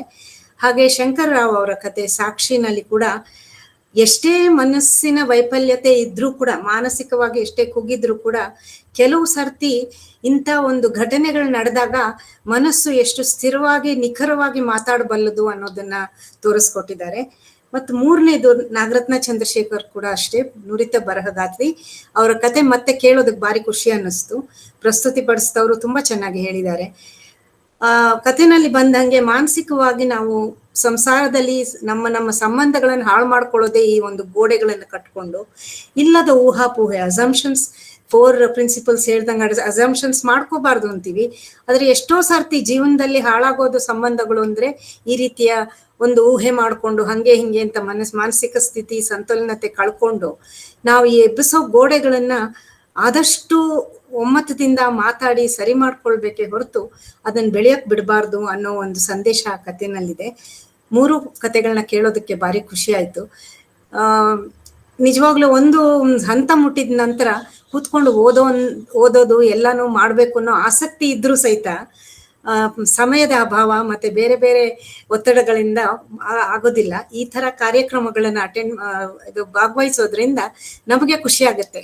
ಮತ್ತೆ ಏನೋ ಇನ್ನೂ ಮಾಡ್ಬೇಕು, ಇನ್ನೂ ಹುರುಪಿನಲ್ಲಿ ನಡಿಬೇಕು ಅಂತ. ಸೊ ಇಡೀ ಸಂಚಾಲಕ ವರ್ಗದವರಿಗೆ ಮತ್ತೆ ಲೇಖಕರಿಗೆ ಎಲ್ರಿಗೂ ಅಭಿನಂದನೆಗಳು. ಧನ್ಯವಾದಗಳು ಮೇಡಮ್. ಅಟ್ಲೀಸ್ಟ್ ಒಬ್ಬರಾದ್ರೂ ನಾವು ಸ್ಕೋರ್ ಶುರು ಮಾಡ್ಬಿಟ್ರಲ್ಲ, ಚೆನ್ನಾಗಿದೆ ಅಂತ ಹೇಳಿ. ಉಳಿದವರು ಈ ರೀತಿ ಕಥೆಗಳನ್ನ ಕೇಳಲಿ ಅನ್ನೋದು ನಮ್ಮ ಉದ್ದೇಶ. ಯಾಕೆಂದ್ರೆ ಈ ರೀತಿ ಕಥೆಗಳನ್ನ ನಾವು ಓದೋಕೆ ನಮಗೆ ವೇಳೆ ಇಲ್ಲದೇ ಇದ್ರೂ ಕೂಡ ಯಾರಾದ್ರೂ ನಮಗಾಗಿ ಕಥೆಯನ್ನು ಓದಿ ಹೇಳಿದಾಗ ಕೇಳಕ್ಕೆ ತುಂಬಾ ಚೆನ್ನಾಗಿರುತ್ತೆ. ಮತ್ತೆ ಯಾರಾದ್ರೂ ಮಾತಾಡ್ಲಿಕ್ಕೆ ಇಷ್ಟ ಇದ್ರೆ ಅವರು ಅನ್ನಪೂರ್ಣ ಸುಬ್ರಾವ್ ಮೇಡಮ್ ಅವ್ರು ಕೈ ಎತ್ತಿದ್ದಾರೆ. ಅನ್ನಪೂರ್ಣ ಮೇಡಮ್, ತಾವು 2 ನಿಮಿಷ ಮಾತಾಡ್ಬೋದು ಕಥೆಗಳ ಬಗ್ಗೆ ಅಥವಾ ಗುರುಪ್ರಸಾದ್ ಸರ್ ಬಗ್ಗೆ, ಈ ಒಂದು ಕಾರ್ಯಕ್ರಮದ ಬಗ್ಗೆ ತಮ್ಮ ಅಭಿಪ್ರಾಯವನ್ನು ತಿಳಿಸಿ. ಎಲ್ಲರಿಗೂ ನಮಸ್ಕಾರ. ಎಲ್ಲರೂ ಮಾತಾಡಿದ್ದಾರೆ ಸರ್, ಅದ್ರ ಬಗ್ಗೆ ನಾನೇನು ಹೆಚ್ಚಿಗೆ ಹೇಳಕ್ಕಾಗಲ್ಲ. ನನ್ಗೆ ಜಾಸ್ತಿ ಮಾತಾಡಕ್ಕೂ ಬರಲ್ಲ ಆ ತರ. ಇವತ್ತಿನ ಕಾರ್ಯಕ್ರಮ ನಿಜವಾಗ್ಲೂ ನೋಡ್ದೆ ಹೋಗಿದ್ರೆ ಬಹಳ ಮಿಸ್ ಮಾಡ್ಕೊಳ್ತಾ ಇದ್ವಿ. ತುಂಬಾ ನಾವು ತಿಳ್ಕೊಳ್ಳೋದನ್ನ ಬಹಳ ನಾವು ತಿಳ್ಕೊಳ್ತಾ ಇರ್ಲಿಲ್ಲ ಇವತ್ತಿನ ಕಾರ್ಯಕ್ರಮ. ಆದ್ರೆ ಎಷ್ಟು ಚೆನ್ನಾಗಿ ಮೂಡಿ ಬಂದಿದೆ ಕಾರ್ಯಕ್ರಮ. ಅಂದ್ರೆ ಗುರುಪ್ರಸಾದ್ ಅವರು ನಿಮ್ಮ ವೇದಿಕೆಯಿಂದ ಇಂಥ ಯೋಜನೆಗಳಿಂದ ತಗೊಂಡ್ ಬಂದು ಇದನ್ನ ಈ ತರ ಮುನ್ನೆಲೆಗೆ ತಗೊಂಡ್ ಬಂದು ಈಗ ತಾನೇ ಅಂಬೆಗಾಲಿರ್ತಿರೋಂಥ ಎಲ್ಲಾ ಯುವಕರಿಗೆ, ಒಂದು ಬರಹಗಾರರಿಗೆ ನಾನು ಮಾಡ್ಬೇಕು ಈ ತರದ್ದು ಒಂದು ಸ್ಫೂರ್ತಿ ತುಂಬುವಂತ ಕಾರ್ಯಕ್ರಮ ಮಾಡಿದ್ರಲ್ಲ, ನಿಜವಾಗ್ಲೂ ಅದಕ್ಕೆ ಬಹಳ ಬಹಳ ಅಭಿನಂದನೆಗಳು. 3 ಕಥೆಗಳು ತುಂಬಾ ಚೆನ್ನಾಗಿದೆ. ನಾನು ಫೇಸ್ಬುಕ್ ಅಲ್ಲಿ ಗಿರಿಜಾರ್ ಅವ್ರ ಕತೆ ನಾನು ಕೇಳಿದೆ. ನಾನು ಅದ್ರ ಬಗ್ಗೆ ನಾನೇನು ಹೇಳಕ್ ಆಗ್ಲಿಲ್ಲ. ಇವತ್ತು ಕೇಳಿದೆ. ಅಂದ್ರೆ ನಾವು ಕಥೆಗಳನ್ನು ಕೇಳುವಾಗ ನಾವು ಓದೋದಕ್ಕಿಂತ ನಮ್ಮ ಮನಸ್ಸು ಮುಟ್ಟುತ್ತಲ್ಲ, ಆವಾಗ ನಮ್ಗೆ ಅದ್ರ ಕಥೆ ಬಗ್ಗೆ ನಮ್ಗೆ ಇನ್ನೂ ಜಾಸ್ತಿ ಹೆಚ್ಚಿನ ಅರಿವಾಗುತ್ತೆ ಅಂತ ಇವತ್ತು ನನಗೆ 3 ಕಥೆ ಕೇಳಿದಾಗ್ಲೂ ಗೊತ್ತಾಯ್ತು. 3 ಕಥೆಗಳು ತುಂಬಾ ಚೆನ್ನಾಗಿದೆ. ಇದನ್ನ ತಂದಂತ ವೇದಿಕೆಗೂ, ಗುರುಪ್ರಸಾದ್ ಅವರಿಗೂ, ಎಲ್ಲರಿಗೂ, ಲೇಖಕರಿಗೆ, ಓದಿದವರಿಗೆ ಎಲ್ಲರಿಗೂ ಕೂಡ ಅಭಿನಂದನೆಗಳು. ನಂದು ಒಂದು ಪ್ರಶ್ನೆ ಸರ್, ಏನಿಲ್ಲ, ಇದು ಕಥಾ ಸಂಕಲನಗಳನ್ನ ತಂದೋರಿಗೆ ಮಾತ್ರ ಈ ಅವಕಾಶ ಇದೆಯಾ, ಅಥವಾ ಈ ಏನು ಬರೀದೆ ಸುಮ್ನೆ ಒಂದು ಕತೆ ಬರೆಯೋರ್ಗೂ ಈ ತರ ಅವಕಾಶ ಇದೆಯಾ, ಅಥವಾ ವಾಚನ ಮಾಡಕ್ಕೆ ನಮ್ಗೆ ಅವಕಾಶ ಇದೆಯಾ? ಅದನ್ನ ನಾನು ಕೇಳ್ತಾ ಇದ್ದೀನಿ. ಇದೆ ಮೇಡಮ್, ಅವಕಾಶ ಇದೆ. ಗುರುಪ್ರಸಾದ್ ಸರ್ಗೆ ನೀವು ಕಾಂಟ್ಯಾಕ್ಟ್ ಮಾಡಿ, ನೀವು ಬೇರೆ ಕಥೆಗಳನ್ನು ಓದಬಹುದು ಅಥವಾ ನಿಮ್ಮ ಕಥೆಗಳನ್ನು ಓದಿ ಕೂಡ ಇವನ್ನ ರೆಕಾರ್ಡ್ ಮಾಡಬಹುದು, ಅದರಲ್ಲಿ ತೊಂದರೆ ಏನಿಲ್ಲ. ಈ ವಿಷಯವಾಗಿ ಗುರುಪ್ರಸಾದ್ ಅವ್ರಿಗೆ ನೀವು ಕಾಂಟ್ಯಾಕ್ಟ್ ಮಾಡಿ, ಇನ್ನೂ ಹೆಚ್ಚಿನ ವಿವರಗಳನ್ನ ಅವರು ಕೊಡ್ತಾರೆ. ಸರಿಯಾ ಮೇಡಮ್? ನಿಮ್ಮ ಒಂದು ಹೇಳಿಕೆಗೆ ಧನ್ಯವಾದಗಳು. ನೆಕ್ಸ್ಟ್ ಮತ್ತೊಮ್ಮೆ ಧನ್ಯವಾದಗಳು. ತುಂಬಾ ಸಂತೋಷ ಮೇಡಮ್, ಧನ್ಯವಾದಗಳು. ಅರುಣ ಜೀವಿ ಸರ್. ನನ್ನ ಪ್ರೀತಿಯ ಸಸಕಸ ವೇದಿಕೆಗೆ ದೊಡ್ಡ ಅಭಿನಂದನೆಗಳು. ಹಾಗೆ ಗುರುಪ್ರಸಾದ್ ಸರ್ ಅವ್ರಿಗೂ ಕೂಡ ನನ್ನ ಧನ್ಯವಾದಗಳು. ಯಾಕೆಂದರೆ ಇವತ್ತಿನ ಏನು ಮಾಡಿದ್ವಿ ಅಂತ ತೋರಿಸಿದ ಈ ಕಾರ್ಯಕ್ರಮದಿಂದ ನಮ್ಮ ವೇದಿಕೆ ಒಂದು ಕ್ವಾಂಟಮ್ ಲೀಪ್ ಪಡೆದಿದೆ ಅಂತ ನನಗೆ ಅನ್ನಿಸ್ತಾ ಇದೆ. ಅದು ಬಹಳ ಶ್ಲಾಘನೀಯವಾದಂತಹ ಕೆಲಸ. ಇವತ್ತು ಓದಿದ ಕಥೆಗಳು ಕೂಡ ಬಹಳ ಕುತೂಹಲಕರವಾಗಿದ್ದು, ಅದನ್ನು ಓದೋರು ಕೂಡ ಬಹಳ ಚೆನ್ನಾಗಿ ಆಕರ್ಷಕವಾಗಿ ಮತ್ತೊಮ್ಮೆ ಕೇಳಬೇಕು ಅನ್ನೋ ಥರ ಮಾಡಿದ್ರಿಂದ ಅದು ಜನಪ್ರಿಯ ಆಗೋದ್ರಲ್ಲಿ ಏನೂ ಸಂಶಯ ಇಲ್ಲ ಅಂತ ನನಗನ್ಸುತ್ತೆ. ಹಾಗಾಗಿ ಗುರುಪ್ರಸಾದ್ ಅವರ ಮತ್ತು ನಮ್ಮ ವೇದಿಕೆಯ ಈ ಕಾರ್ಯ ಬಹಳ ಜನಕ್ಕೆ ಬಹಳ ಬೇಗ ಮುಟ್ಟುತ್ತೆ. ಇದೇ ರೀತಿ ಆಗಲಿ. ಇದೇ ಥರ ಇನ್ನೂ ಅನೇಕ ಲೇಖಕರ ಅನೇಕ ಒಳ್ಳೆಯ ಕಥೆಗಳು ಈ ಥರ ನಾವು ಕೇಳುವಂತಾಗಲಿ ಅಂತ ಹಾರೈಸ್ತೇನೆ. ಮತ್ತೊಮ್ಮೆ ಈ ಕಾರ್ಯಕ್ರಮಕ್ಕೆ ಕುಸುಬೆಯವರಿಗೆ ಮತ್ತು ವೇದಿಕೆಗೆ ಮತ್ತು ಭಾಗವಹಿಸಿದ 3 ಜನ ಲೇಖಕರಿಗೂ ಕೂಡ ನಾನು ಅಭಿನಂದನೆಗಳನ್ನು ಸಲ್ಲಿಸ್ತೀನಿ. ಇಷ್ಟು ಹೇಳಿ ಮುಗಿಸ್ತೀನಿ. ನಮಸ್ಕಾರ. ಧನ್ಯವಾದಗಳು ಸರ್. ವೇದಿಕೆಯ ಶಕ್ತಿ ಅಂದ್ರೆ ನೀವೇ ಸರ್. ನೀವೆಲ್ಲರೂ ಸೇರಿದಾಗಲೇ ವೇದಿಕೆ ಆಗುತ್ತೆ. ನಾವೆಲ್ಲ ನಿಮ್ಮ ಹೆಸರಲ್ಲಿ ನಡೆಸ್ಕೊಂಡು ಹೋಗ್ತಿದೀವಿ ಅಷ್ಟೇ. ಸೊ ಈಗ ಎಲ್ಲರೂ ಮಾತಾಡೋದು ಮುಗೀತು ಅಂತ ನಾನು ಅನ್ಕೊಂಡಿದ್ದೀನಿ. ನಾವು ಕೂಡ ನಾವು 7 ಗಂಟೆಯ ಒಂದು ಸಮಯವನ್ನ ಮೀರಿ ಮುಂದೆ ಹೋಗ್ತಾ ಇರೋದ್ರಿಂದ ಮಾತಾಡಿದ್ರ ಸಂಸ್ಕೃತಿ ಸುಬ್ರಹ್ಮಣ್ಯ ಇಲ್ಲ ಅವ್ರ ಕೈ ಎತ್ತಿಲ್ಲ ಸರ್, ಬರೀ ಕ್ಯಾಮ್ರಾ ಆನ್ ಮಾಡಿದ್ರು. ಮಾತಾಡಕ್ಕೆ ಇಲ್ಲ, ಅವರ ಲೆಫ್ಟ್ ಅಂತ ಬಂತು. ಹೌದಾ? ಸರಿ. ಸೊ ಈಗ ನಾನು ಒಂದೆರಡು ಮಾತು ಹೇಳ್ಬಿಡ್ತೀನಿ. ಪ್ಲೀಸ್ ಸರ್, ಪ್ಲೀಸ್ ಹೇಳಿ ಸರ್. ಇವಾಗ ಮುಖ್ಯವಾದ ಪ್ರಶ್ನೆ ಅಂತಂದರೆ, ಗುರುಪ್ರಸಾದ್ ಅವರು ಸುಮಾರು ಕಥೆಗಳನ್ನು 35, 22 ಮತ್ತು 7 ಕಥೆಗಳನ್ನು ಈಗ ವಿಡಿಯೋ ರೀತಿ ಸಂಸ್ಕರಿಸಿ 35-36 ಜನರ ಹತ್ರ ಓದಿಸಿ ಅದನ್ನು ಇವತ್ತು ನಾಳೆಗಳಲ್ಲಿ ಯೂಟ್ಯೂಬ್ ಚಾನಲ್ಗೆ ಬಿಡ್ತಾರೆ ಮತ್ತು ಸಮನ್ವಯ ಸಮಿತಿ ಚಾನಲಲ್ಲೂ, ಸಮನ್ವಯ ಸಮಿತಿ ವೇದಿಕೆಯಲ್ಲೂ ಹಾಕ್ತಾರೆ ಅವರು. ಈ ಕಾರ್ಯಕ್ರಮಕ್ಕೋಸ್ಕರ ನಾವು ಕಾಯ್ಕೊಂಡಿದ್ವಿ. ಕಾರ್ಯಕ್ರಮ ಆಯಿತು, ಇವಾಗ ಅದೆಲ್ಲ ಬಿಡುಗಡೆ ಆಗುತ್ತೆ. ಆದರೆ ಮುಖ್ಯವಾದ ಪ್ರಶ್ನೆ ಅಂದರೆ, ಈ ಎಲ್ಲ ತೂಕವನ್ನು ನಾವು ಗುರುಪ್ರಸಾದ್ ಒಬ್ಬರ ಮೇಲೆ ಬಿಡೋಕ್ಕೆ ಸಾಧ್ಯನಾ? ಈಗ ಗುರುಪ್ರಸಾದ್ ತಗೊಳ್ತಾರೆ, ಇಲ್ಲ ಅಂತಿಲ್ಲ. ಆದರೆ ನಾವುಗಳು ಯಾವಾಗ ಕಲ್ತ್ಕೊಳ್ಳೋದು? ಈ ಪ್ರಶ್ನೆ ನಮ್ಮ ಮುಂದೆ ಬಂತು. ಗುರುಪ್ರಸಾದ್ ಅವ್ರ ಜೊತೆ ಕೂಡ ನಾನು ಇದನ್ನು ಚರ್ಚೆ ಮಾಡಿದ್ದೀನಿ. ಇವಾಗ ನಿಮ್ಮಲ್ಲಿ ಒಂದಷ್ಟು ಜನ ತಯಾರಾದರೆ ನಾವಿದನ್ನು ಕಲ್ತ್ಕೊಳ್ತೀವಿ ಅಂತ ಒಂದು ದಿವಸದ ಕಮ್ಮಟ ಮಾಡೋಣ. ಅದು ಮೊದಲನೇದಾಗಿ ಒಂದು 5-6 ಜನಕ್ಕೆ ಮಾತ್ರ, ಆಮೇಲೆ ಎರಡನೇದು ಇನ್ನೊಂದು ಸ್ವಲ್ಪ ವಿಸ್ತರಿಸ್ಕೊಂಡು ಜನಕ್ಕೆ ಮಾಡ್ಬೋದು. ಮೊದಲು ಬರೋ ಒಂದು 5 ಅಥವಾ 10 ಅಂತ ಇಟ್ಕೊಳ್ಳಿ ಗರಿಷ್ಠ. ಯಾಕಂದರೆ ಅದು ಹ್ಯಾಂಡ್ ಹೋಲ್ಡಿಂಗ್ ಮಾಡಬೇಕಾಗತ್ತೆ, ಪ್ರತಿಯೊಬ್ಬರು ಲ್ಯಾಪ್ಟಾಪ್ ಇಟ್ಕೊಂಡು ಕೆಲಸ ಮಾಡಬೇಕಾಗತ್ತೆ. ಬಹುಶಃ ಇದು ಒಂದು ದಿವಸದ ಕಾರ್ಯಾಗಾರ, ಕಮ್ಮಟ ಆಗುತ್ತೆ. ಅಂದರೆ ವಿಡಿಯೋನ ಹೇಗೆ ಸಂಸ್ಕರಣ ಮಾಡೋದು, ಹೊಸ ಹೊಸ ಐಡಿಯಾಸನ್ನ ನೀವು ಆಮೇಲೆ ಬೆಳೆಸ್ಕೊಂಡು ಹೋಗ್ಬೋದು. ಸೊ ಇದು ಒಂದು ಕಾರ್ಯಕ್ರಮವನ್ನು ನಾವು ಶೀಘ್ರದಲ್ಲಿ ಯೋಜಿಸ್ತೀವಿ. ಯಾರ್ಯಾರು ಕಾರ್ಯಾಗಾರಕ್ಕೆ ಬರೋಕ್ಕೆ ಇಷ್ಟ ಇದೆಯೋ ದಯಮಾಡಿ ಗುರುಪ್ರಸಾದ್ ಅವರಿಗೆ ನಿಮ್ಮ ಹೆಸರನ್ನು ಕಳಿಸಿ. ನಾವು ಅದಕ್ಕೆ ಎಷ್ಟು ಜನ ಬರ್ತಾರೆ ಅದಕ್ಕೆ ತಕ್ಕಾಗೆ ನಾವು ಯೋಜನೆಯನ್ನು ಮಾಡ್ತೀವಿ. ಯಾಕಂದರೆ ಆಮೇಲೆ ನೀವು ನಿಮ್ಮ ಈ ವಿಡಿಯೋಗಳನ್ನ ನೀವೇ ಮಾಡ್ಕೋಬೋದು, ನಿಮ್ಮ ಗೆಳೆಯರ ಹತ್ರ ಓದಿಸಿ ನೀವೇ ನಿಮ್ಮ ಚಾನಲಲ್ಲಿ ಬಿಡುಗಡೆ ಮಾಡ್ಬೋದು. ಇದು ಬಹಳ ಮುಖ್ಯವಾದಂಥ ಒಂದು ವಿಚಾರ. ಎರಡನೇ ವಿಚಾರನೂ ಒಂದು ಟ್ರೈನಿಂಗಿಗೆ ಸಂಬಂಧಪಟ್ಟಂಗೆ, ತರಬೇತಿಗೆ ಸಂಬಂಧಪಟ್ಟಂಗೆ ಕನ್ನಡ ಗಣಕ ಪರಿಷತ್ತಿಂದ ನಾವು ನುಡಿ ಬೆಳಗ ಅಂಥೇಳಿ ಮಾಡ್ತಾ ಇದ್ದೀವಿ. ಪ್ರತಿಯೊಂದು ಕಾಲೇಜಲ್ಲಿ, ಕಚೇರಿಗಳಲ್ಲಿ ಮತ್ತು ಫ್ಯಾಕ್ಟ್ರಿಗಳಲ್ಲಿ ಎಲ್ಲ ಕಡೆ ನುಡಿ ಬೆಳಗ ಸ್ಥಾಪನೆ ಮಾಡಬೇಕು ಅಂತ. ಇದು ಏನು ಮಾಡುತ್ತೆ ಈ ನುಡಿ ಬೆಳಗ ಅಂತಂದರೆ, ನುಡಿ 7 ಬರ್ತಾ ಇದೆ. ನುಡಿ 6.1 ಇದೆ, ಇವಾಗ 7ನೇ ಆವೃತ್ತಿ ಬರ್ತಾ ಇದೆ. ನುಡಿ 7 ನವಂಬರ್ಗೆ ಬರುತ್ತೆ. ನುಡಿ 7 ಆವೃತ್ತಿ ಬಂದು ಹೆಚ್ಚು ಕಡಿಮೆ ಮೈಕ್ರೋಸಾಫ್ಟ್ನ ಎಲ್ಲ ಬಳಕೆಗಳಿಗೆ ಉಪಯೋಗಿಸ್ಕೊಳ್ಳೋಕ್ಕೆ ಅನುವಾಗೋ ರೀತಿ ಕನ್ನಡದ ಈ ನುಡಿ 7 ಬರುತ್ತೆ. ಆ ನುಡಿಯನ್ನು ಹೇಗೆ ಬಳಸುವುದು ಅಂತಕ್ಕಂಥ ಒಂದು ತರಬೇತಿ ಕಾರ್ಯಕ್ರಮವನ್ನು ಕನ್ನಡ ಗಣಕ ಪರಿಷತ್ ಯೋಜನೆ ಮಾಡಿದೆ. ಕನ್ನಡ ಗಣಕ ಪರಿಷತ್ ಅಂದರೆ ನಾವುಗಳೇ ಎಲ್ಲ ಇದ್ದೀವಿ ಅದರಲ್ಲಿ. ನರಸಿಂಹಮೂರ್ತಿ ಇದ್ದಾರೆ, ಅರುಣ ಇದ್ದಾರೆ, ನಾನಿದ್ದೀನಿ, ಗುರು ಎಲ್ಲರೂ ಇದ್ದಾರೆ. ಅದನ್ನು ನಾವು ವಿಶೇಷವಾಗಿ ಸಮನ್ವಯ ಸಮಿತಿಗೆ ಮಾಡ್ಬೋದು. 2 ಹಂತದ ತರಬೇತಿ ಇರುತ್ತೆ, 2 ಹಂತದ ಕಮ್ಮಟಗಳು. ಮೊದಲನೇದು ಒಂದು ಸಣ್ಣದು ಬೇಸಿಕ್, ಮೂಲವಾಗಿ ಏನು ತರಬೇತಿ ಕೊಡಬೇಕು ಅಂತ ಹೇಳಿ, ಅದು 1 ದಿವಸ ಅಥವಾ 2 ದಿವಸದ ಮಾಡ್ಬೋದು. ಆಮೇಲೆ ಅಡ್ವಾನ್ಸ್ಡ್ ಒಂದು ಇರುತ್ತೆ, ಅದು 2 ದಿವಸದ ಕಾರ್ಯಕ್ರಮ ಅಥವಾ 3 ದಿವಸದ ಕಾರ್ಯಕ್ರಮನೂ ಆಗುತ್ತೆ. ಅದನ್ನು ಮಾಡಿಕೊಂಡ್ರೆ ನೀವು DTP ಮಾಡೋವರೆಗೂ ನಿಮ್ಮ ಪುಸ್ತಕಗಳ DTPನ ನೀವೇ ಮಾಡ್ಕೊಳ್ಬೋದು. ಮಾಡೋವರೆಗೆ ಫೋಟೋಗಳನ್ನ ಅಳವಡಿಸ್ಕೊಳ್ಳೋದಕ್ಕೆ ಮತ್ತು ನುಡಿಯನ್ನು ವ್ಯಾಪಕವಾಗಿ ಬಳಸೋದಕ್ಕೆ ಅನುಕೂಲವಾಗುವಂಥ ಈ ತರಬೇತಿ ಕಾರ್ಯಕ್ರಮ ಇರುತ್ತೆ. ಈ ಕಾರ್ಯಕ್ರಮದ ಬಗ್ಗೆ ಘೋಷಣೆಯನ್ನು ನಾನು ನವೆಂಬರ್ ತಿಂಗಳಲ್ಲಿ ಮಾಡ್ತೀವಿ. ಅದು ಅವ್ರು ನುಡಿ 7 ಬಿಡುಗಡೆ ಆದಮೇಲೆ ಮಾಡ್ತೀನಿ ನಾನು. ಆದರೆ ಅದಕ್ಕೆ ಮುಂಚೆ ಗುರುಪ್ರಸಾದ್ ಅವರ ಏನು ಈ ವಿಡಿಯೋ ಸಂಸ್ಕರಣಾ ತರಬೇತಿ ಶಿಬಿರ ಕಮ್ಮಟ ಇದೆ, ಕಾರ್ಯಾಗಾರ ಕಮ್ಮಟ ಇದೆ, ಅದಕ್ಕೆ ಯಾರ್ಯಾರು ಆಸಕ್ತಿ ಇದೆಯೋ ಇದ್ರ ಬಗ್ಗೆ ಪ್ರಸ್ತುತಿಯನ್ನು ಹಾಕ್ತೀವಿ. ಆದರೆ ಇವಾಗಲೇ ಅದನ್ನು ಇದನ್ನು ಕೂಡ ನೀವು ಪ್ರಸ್ತುತಿ ಅಂತಲೇ ಪರಿಗಣಿಸಿ ನಿಮ್ಮ ಹೆಸರುಗಳನ್ನು ಗುರುಪ್ರಸಾದ್ ಅವರಿಗೆ ಕೊಡಿ. ಎಷ್ಟು ಜನ ಕೊಡ್ತಾರೆ ನೋಡಿಕೊಂಡು ಅದಕ್ಕೆ ಸೂಕ್ತವಾಗಿ ನಾವು ಆ ಕಾರ್ಯಕ್ರಮವನ್ನು ರೂಪಿಸ್ಬೋದು.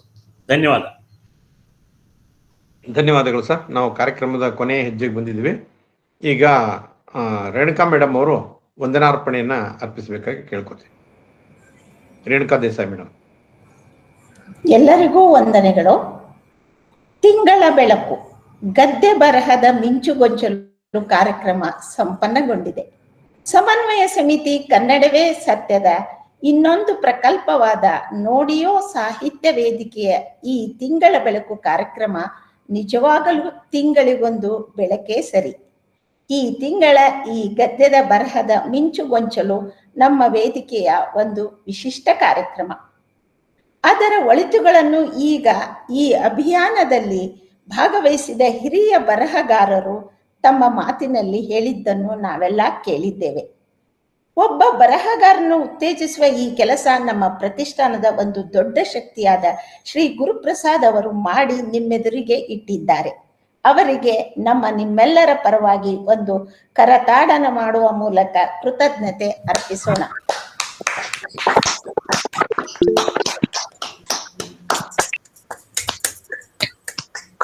ಎಂದಿನಂತೆ ಹೊಸ ಹೊಸ ಸಾಹಿತ್ಯಿಕ ಚಟುವಟಿಕೆಗಳ ಕನಸು ಕಾಣುತ್ತಾ ನಮ್ಮೆಲ್ಲರನ್ನೂ ಹೊಸ ಹೊಸ ಕೆಲಸಕ್ಕೆ ಹಚ್ಚಿ ಅದನ್ನು ಸುಂದರವಾಗಿ ವಿವರವಾಗಿ ತಮ್ಮ ಪ್ರಸ್ತಾವನೆಯಲ್ಲಿ ನಮಗೆಲ್ಲ ವಿವರಿಸುವ ನಮ್ಮ ಶಕ್ತಿ ಶ್ರೀ ರವೀಂದ್ರ ಅವರಿಗೆ ನಮ್ಮ ವಂದನೆಗಳು.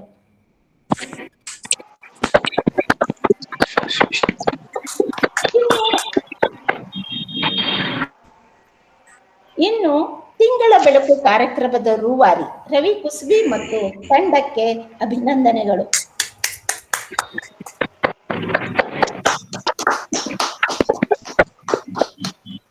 ನಮ್ಮ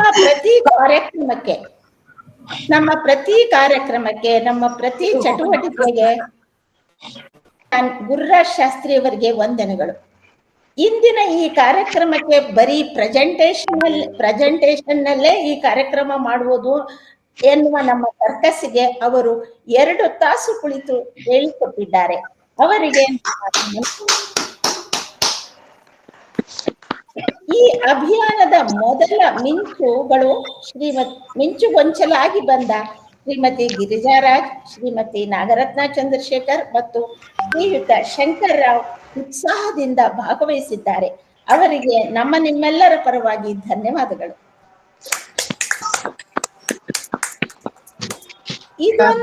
ಈ ಕಾರ್ಯಕ್ರಮ ಒಂದು ದೊಡ್ಡ ಗುಂಪಿನ ಕೆಲಸ, ಒಬ್ಬರೇ ಮಾಡೋಕ್ಕೆ ಸಾಧ್ಯವಿಲ್ಲದ ಕೆಲಸ.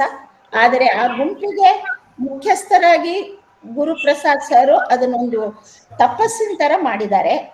ಈ ಗುಂಪಿನಲ್ಲಿ 33 ಜನ ನಮ್ಮ ವೇದಿಕೆಯವರೇ, ಅದು ಒಂದು ವಿಶೇಷ. ಲೇಖಕರು ಮತ್ತು ಲೇಖಕಿಯರು ಧ್ವನಿ ನೀಡಿ ಒಬ್ಬರಿಗಿಂತ ಒಬ್ಬರು ಸುಂದರವಾಗಿ ತಮ್ಮ ಕಲಾ ಕೌಶಲ್ಯ ತೋರಿದ್ದಾರೆ. ಅವರಿಗೆಲ್ಲ ಪ್ರತಿಷ್ಠಾನದ ಪರವಾಗಿ ವಂದನೆಗಳು. ಈ ಕಾರ್ಯಕ್ರಮದಲ್ಲಿ ಭಾಗವಹಿಸಿ ನಮ್ಮನ್ನು ಪ್ರೋತ್ಸಾಹಿಸುವ ಎಲ್ಲರಿಗೂ ನನ್ನ ನಮನಗಳು. ನಮಸ್ಕಾರ. ಧನ್ಯವಾದಗಳು ಮೇಡಮ್. ಅದೇ ರೀತಿ ಮೂರ್ತಿಗಳು ಕೂಡ ಅಲ್ಲಿ ದೂರದ ಅಮೆರಿಕದಿಂದ ನಮ್ಮಲ್ಲಿ ಭಾಗವಹಿಸಿದ್ದಾರೆ. ಅವ್ರಿಗೂ ನಮ್ಮ ಹೃತ್ಪೂರ್ವಕ ಧನ್ಯವಾದಗಳು. ಮತ್ತು ತಮ್ಮೆಲ್ಲರ ವೇಳೆಯನ್ನು ಕೊಟ್ಟು ನೀವೆಲ್ಲ ಬಂದಿದ್ದೀರಿ. ಎಲ್ಲ ವೀಕ್ಷಕರಿಗೆ ಮತ್ತು ಪ್ರೇಕ್ಷಕರಿಗೆ ಇನ್ನೊಮ್ಮೆ ಹೃತ್ಪೂರ್ವಕ ಧನ್ಯವಾದಗಳನ್ನ ಹೇಳಿ ನಾವು ಈ ಇವತ್ತಿನ ಕಾರ್ಯಕ್ರಮದ ಕೊನೆಯನ್ನ ಮುಟ್ತಾ ಇದ್ದೀವಿ. ಮತ್ತೆ ಹೊಸ ಕಾರ್ಯಕ್ರಮದೊಂದಿಗೆ ಮುಂದಿನ ತಿಂಗಳು ಬರ್ತೀವಿ. ದಯವಿಟ್ಟು ನಿಮ್ಮೆಲ್ಲರ ಸಹಕಾರ ಮತ್ತು 1-1.5 ಗಂಟೆ ನಿಮ್ಮ ವೇಳೆ ನಮಗೆ ಕೊಡಬೇಕಾಗಿ ಪ್ರಾರ್ಥಿಸುತ್ತಾ ಇಂದಿನ ಕಾರ್ಯಕ್ರಮ ಧನ್ಯವಾದಗಳು. ನಮಸ್ಕಾರ. ಧನ್ಯವಾದ.